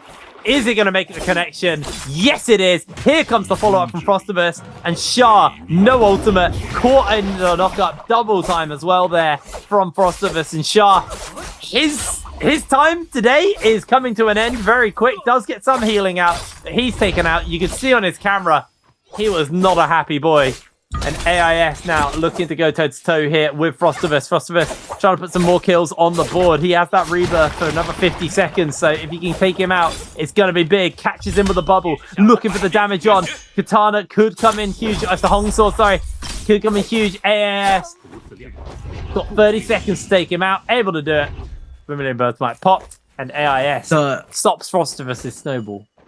The movement diff that Frostivus just pulled onto Action or on Shaw with that ult was absolutely insane. The initial part of that fight was insane. Arano here going to be able to get a huge parry onto TT25. TT25 is going to go down. That is Vermilion's, but 2 players stunned by the sign, and Star able to pick up 2 eliminations back to back onto Chuzhang and Arano, eliminating both of them from this game from 1 hit of the sign. What a play. Oh my goodness. Star is the luckiest man in the world not getting hit by that sign. The biggest blessing there, as he's able to come away with 3 eliminations. He gets the kill on to T225. He gets the kill onto Chuzhang, and he gets the kill onto Arano. What a beautiful finish with the fan there. As we're going to take a look now. SS1 Paste versus Baoda's Action. We're going to see the overhold come through. Action able to come away with the follow-up focus attack as well. We're going to see both of them going for the one. SS1 Paste is going to get the parry. Oh my goodness. Action with a beautiful finish onto that. Pace going out with 0 eliminations on the game, and is going to be his day today. Thanks for playing. We're moving on. Second Roma Yang starting to spawn. What a crazy play. I still can't get over the movement diff that Frostivus had. The jumping LMBs coming through, able to get a huge parry, finish off the elimination, and he almost took out AS. If he gets that Soul Bloom, I think he gets AIS there. But it's in the past now. Frostivus is still alive. 2 eliminations on the board. T225 with 2, Star with 3, Wang Liang with 0, Action with 1, Wufeng and AIS both with 2. Really, really big stuff. T225 just standing atop that pillar, waiting for an opportunity to drop down and jump into the Roma Yang. 7 players left in the game, so the tempo is definitely picked up going forwards. Xgen going to be jumping into this Roma Yang. He's actually going to wait a little bit, knowing that no one else is about, and there's a potential opportunity that he just gets a free Roma Yang. Frostivus doing the exact same thing as well, so expect him to be jumping in, maybe versus Xgen. Just waiting out the timer as long as possible. Don't know if anyone else has already gone inside. I'm going to make the assumption TT25 has just already yeeted himself inside. As Spiritwell also spawning up, so it looks like some people are going for it. Star going to take a fight here versus Wang Liang. Golden Fang. It's going to be a real nuisance for Wang Liang to deal with. Just got the blue fan. So not really going to be able to do too much. Looks like he's gone for a little escape. I think he's found the old switcheroo. Escape Star's Aya here. Gonna see TD25 versus Frostivus inside this Roma Yang. It's gonna be an absolute banger. Both of these two are very geared up, and TT25 with the golden hung sword. Oh no, sorry, it's actually Frostivus with the golden hung sword. TT25, I believe that's a long sword on him. Looking just to open up. Both of them just playing the aerials for the moment here. TT25 looking for potential scale rush setup, cancels it. Both, same for Frostivus. Both of them connecting on, but Frostivus is the one who gets that connects first. TT25 looks to try and make a breakaway from him. Frostivus actually has the advantage right now. Quickly takes the glider to break away. Ultimate still available to both of these players. TT25 gonna have to pop that ultimate nice and early here. Frostivus barely taking any damage, throws down the F, but TT25 is incredibly low here. Needs to find the spear. Can he connect? Nope. Misses out on the next one, comes in for the grapple. TT25 trying to get some hail off here for the moment, but he's just evading and avoiding these spears. It's his main goal for the moment. One more spear available to Frostivus. Can he make the connection? No, he cannot. TT25 has been able to reset his armor, drawing his ultimate now. Both ults are down. Frostivus going a little bit low, loses his armor. TT25 gets turned back onto here by Frostivus. They got 40 seconds to work with. Armor about to be stripped from TT25. Looking for that opportunity. A parry is going to be the difference maker. TT25 is low. Frostivus is going to take him down. That's my go. Oh my goodness. Frostivus taking out KLA's T225, the dominating force of all of these lobbies, showing you exactly what the Tri-Region champ is made of. Alliance's Frostivus winning that second realm of Yang. Oh my goodness, we've got it in the bag, ladies and gentlemen. White Tiger's prowess, gold armor, gold weapons. I could not be more excited right now. This is amazing. Amazing news. as T225 now on Yang depletion. This is going to be very difficult for him to come away from this. 7 players remaining. This is the only player on Yang depletion, and I believe he's also the lone hottie in the lobby. Very, very quickly will he be focused onto if he tries to make a play. X1's Wufang on the Valda as well. Frostivus has a buddy.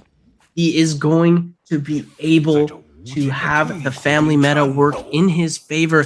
Frostivus is gaming right now. You see the strat, the 3-man moves coming out with the Hung Sword, just absolutely cheesing on everybody, coming away with prio every single time, and it's just absolutely amazing. Now Frostivus and T225 going back at it outside of the realm of Yang here, as we're going to see F ability pop. T225 trying to make something happen, going for a parry, the one going to come through into the wind wall. Wufang in the back end for the peel. Now T225 getting low is going to be on the defensive, going to try and go for the scale rush into prio. 1-2 going to happen. Now Wufang coming in for the peel. Windwall going to come through. Second Windwall coming out. Both of these players holding their ground very, very well with each other. Scale rush going to come through. One is invested. Alt F ability coming out. Now KLH T225 going to get dangerously low. Slap going to come out as well. Ultimate invested for T225. It's not looking good for him. Trying to go on the offensive here. Not going for the heal just yet. Able to get one pot off. Going to end up flipping his attention over on to X1's Wufang. But Frostivus doing a beautiful job of hiding out that situation and holding on for dear life. Usually we see him falter in these situations, but he's showing no fear and no sign of slowing down. T225, on the other hand, only has 3 minutes to cure that Yang depletion, and Frostivus hot in pursuit now. X1's Wufang giving close trail behind Frostivus to make sure that they stick together. They don't want to get separated, otherwise it could go very, very poorly for them. There's 2 Liams in the lobby, 1 hottie. We've got 2 Valdas, and we also have a Z-Ping and a Justina. Yeah, I kind of forgot about the Zip. The Zip's been very quiet in this one. But right now, Frostivus on the hunt. T225 has a little bit of time left before his debuff comes off, but he is going to have to pop it, start getting into some action fairly soon. Valda's joining forces. T225 going up versus Star here. Valda also sliding in the mix of it. And T225, 2 minutes and 30 seconds to get the cleanse in. This might be his lowest place finish of the day. If he goes 5th, he's got 2 firsts, 2 seconds, and a 5th. So T225. 3 firsts. 3 firsts. Oh yes, 3 firsts now. Ignore me. Of course he's got a 3rd since. Right. How long has he got? 2 minutes on him to make sure that he gets himself in this game. Anything less than a podium finish would be a bit upsetting for him today. He's had an absolute tear of a day. A whole day of podium finishes would be huge. Frostivus is in his line of sights. No ultimate available to T225, but I mean his time is ticking. He has to make a decision on who he's going to commit to.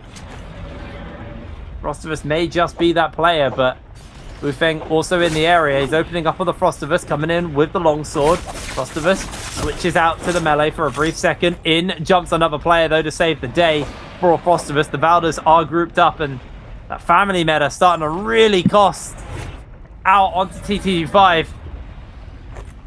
Unless he finds a miracle soon, he is just going to whimper out of this game, and it'd be a real shame for the guy who's been absolutely dominating today. Finds Wang Liang, actually, and decides to open up onto him. Strips away half his armor, but it's a Zip. You got a minute to kill a Zip. I don't know if you've got that minute. It's going to have to be a beautiful find from him. Ultimate comes out from Wang Liang. Pins him against the wall again. Continues to apply that pressure. Wang Liang making a run for it, but somehow they've been able to save the zipping. The attention has just been so scattered. T225's got 45 seconds to get onto Wolves. Wang Liang, he's able to break his ankles. It's Celestia, it's a Zip. It's the wrong target. You can't find the kill there. And I think T225 is just going to be going out of this game. And not in style. 26 seconds left. He's going to pop ult for one last-ditch effort onto Frostivus here, as we are going to see him attempt to make this play. Frostivus doing a beautiful job at kiting these ults today. Oh my goodness, the movement right now from Frostivus. Absolute insanity. He's got the fan.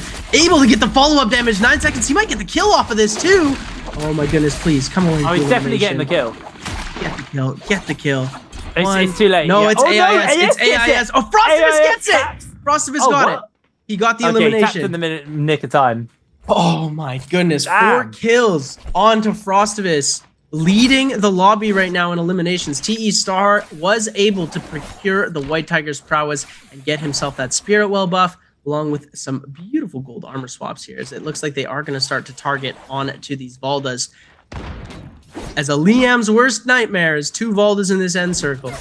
The Liams start to give pressure onto the Valdas, and this is the deciding factor. If the Liams come out victorious onto Wufang right now, this could be dangerous. Wufang might need to ult pretty early. Frostivus needs to come over to help. It's looking like he doesn't see where he is. He can't see him like he's a teammate in trios. He has to use his intuition. Wufang doing a good job at kiting so far, but lost all of his armor. Is going to be able to get himself 1 pot out, as TE Star is starting to continue giving the push. 80% Bane starting to cover. Frostivus has found Wufang now, kiting out every single attack, and now the Bane starting to lay waste to the grounds. Wufang able to get himself a heal. Frostivus now starting to take a bit of damage as well. We're seeing a lot of burn tick coming through. Wufang taking a bit of damage now. Star is going to be the main aggressor of this attack, sending repeat attacks over. Now the ultimate forced to be invested. We're going to see both of these players grouping up, the entire lobby focusing on the Valdas. Nobody wanting these guys in their final circle. They know the problems. They know exactly what will happen. Star now getting focused out. We do see him get hit with a spear. Another player is going to end up dodging it. Wufang able to use that last spear of his ult to just keep the distance. All of these players are going to start rotating around. TE Star not going to give up pursuit of Wufang right now. They do want this kill very, very badly. Having one in the lobby is going to be very, very difficult for them to lose. As now Frostivus starting to take a lot of damage, is going to be forced to pop that F. They might have to see Frostivus ulting too. Frostivus needs to get out of there really quickly, otherwise he's going to be in a lot of trouble. We're going to see him try and come over with an overhold now. Frostivus forced to ult as well. This is not the situation you want to be in. He needs to make something happen. Is going to end up getting dodged from this spear, and his teammate buddy system nowhere to be found. The family meta only working for Wufang. Frostivus going to end up missing a scale rush here, hiding in the zone to be able to get a heal pot off. And now, with his ultimate canceled, whole lobby chasing onto him. He needs his buddy, trying to find Wufang. It looks like he has, but the movement is going to be very difficult for him here. It looks like he is struggling a little bit, finding himself a good place to go heal. Ends up canceling pot and scale rushing out. Like all of these players starting to find out where Frostivus is going, recognizing the movement patterns, F ability to prevent the full sword damage, but he's getting attacked by everybody. Gonna get himself the parry. And TE Star taking him out in 6th place, but 4 points, 20 kills, or 20 points, 4 kills. He's 3rd place on the leaderboard so far. 6 games and 20 points, not bad at all. He's halfway to KLA's points, but at least he is in the top 6 right now. He's doing a phenomenal job. He had a great game, and it's just the unfortunate circumstance of being a Valda in this economy. Yeah, we are seeing Star now as a potential threat to the lobby and to everyone else with 4 points under his belt, 4 kills. Gets a multiplier on that. He starts to close that gap to TTG5 and also starts to most crucially create a gap between him and Frostivus, because they are only 1 point apart at the moment. As Wufang, the lone Valda, finds themselves in danger. Does get a little, I believe that was a parry actually. I couldn't really see exactly what happened, but it doesn't really matter. They don't have the ultimate. They throw the F down. Running out of time here. Wufang goes down. Our lone Valda doesn't really make much of a splash. They're taken out. That's going to be another kill over to Aizen on the Valda. He's had a pretty good game. Well, pretty good day. A couple of really good games under his belt. Let's see if he can make this one count. All the big boys are gone. The opportunity to really pull ahead of everyone else. 2 minutes and 20 seconds left on this game. Got one more time until the zone goes for that final move. And only 4 players left. I feel like the buddy system's probably going to come to an end about now. It won't come to an end until we start to really get close and personal. I think that the Liams are going to take this, unless if they're able to hold Wang Liang. They're starting to focus the zip right now. They want to get that zip ult out pretty early as well, and that's what they're starting to do. All the cannon shots, all the musket shots, all the pistol shots are getting sent into the direction of Wang Liang on the zipping. They don't want to have the zipping in the lobby. See, there we go. We're starting to take it out. Pole sword damage coming in. Very, very huge attacks coming through. Big scale rush to be able to dodge that. Standing in the top of the roof. TE Star going to try and make something happen. Dodges the attack with a beautiful scale rush. And it still manages to get the pot off. Switching over to the pole sword himself, AS trying to make something happen as well with these pole sword attacks. Ban in hand for the scale rush bonus. So we are going to see TE Star trying to bring something around with that golden fan. One huge parry and it could all be over. 1.0 is going to get released and connected onto Star, forcing Star to go back for a heal. AIS up in the sky. Wang Liang taking to the sky as well. TE Star jumping into the air. Everybody going aerial. Everyone jumping back down. Grapple up, grapple down is the name of the game right now. As if Wang Liang stays alive for the next minute, he will be the lone survivor, but he gets knocked so far into the zone. This is where it ends for him. He's getting grapple canceled, and this could be it. He's gonna have to pop that ultimate early. F ability invested as well, so he gets that cooldown back faster. He could cancel ult fast here, but it could be a problem for him. He's going to be back at full HP. We're going to see, does he cancel ult or does he keep it going? I think the ultimate has been canceled. 88% on ult for Star. Star is going to knock him back into the zone again. Blistering Edge going to come through onto AIS. He's going to hit his buddy system player. Now they're going for Action. Action going to pop that Justina ultimate, trying to see if he can get the freezes. Goes up into the sky. Both of Liam's holding the bottom. Wang Liang able to kite around up at the top. Look at that. He's able to play. And now the Liam's going at it against each other. Stormform proc into the Blistering Edge, but we're going to see both of them stunned and silenced. TE Star is going to get the ultimate proc off. Wolves Wang Liang going to get parried. Everybody getting parried. F ability getting released. Action going to go down to Storm. Star gets both eliminations onto AIS and Wang Liang. 6 eliminations, and Star gets your MVP. Huge victory there for Star right at the end. Poison Splash is coming out as well from both of them, so had there been another player alive, he probably would have just gone down to the tick and burned that. What a win there. Star gets his opening with TTD5 losing to Frostiverse in the Realm of Yang on the second rotation, getting knocked out of the game off the back of that. And then Star takes his opportunity. This is actually going to put him significantly far ahead of, well, not significantly, but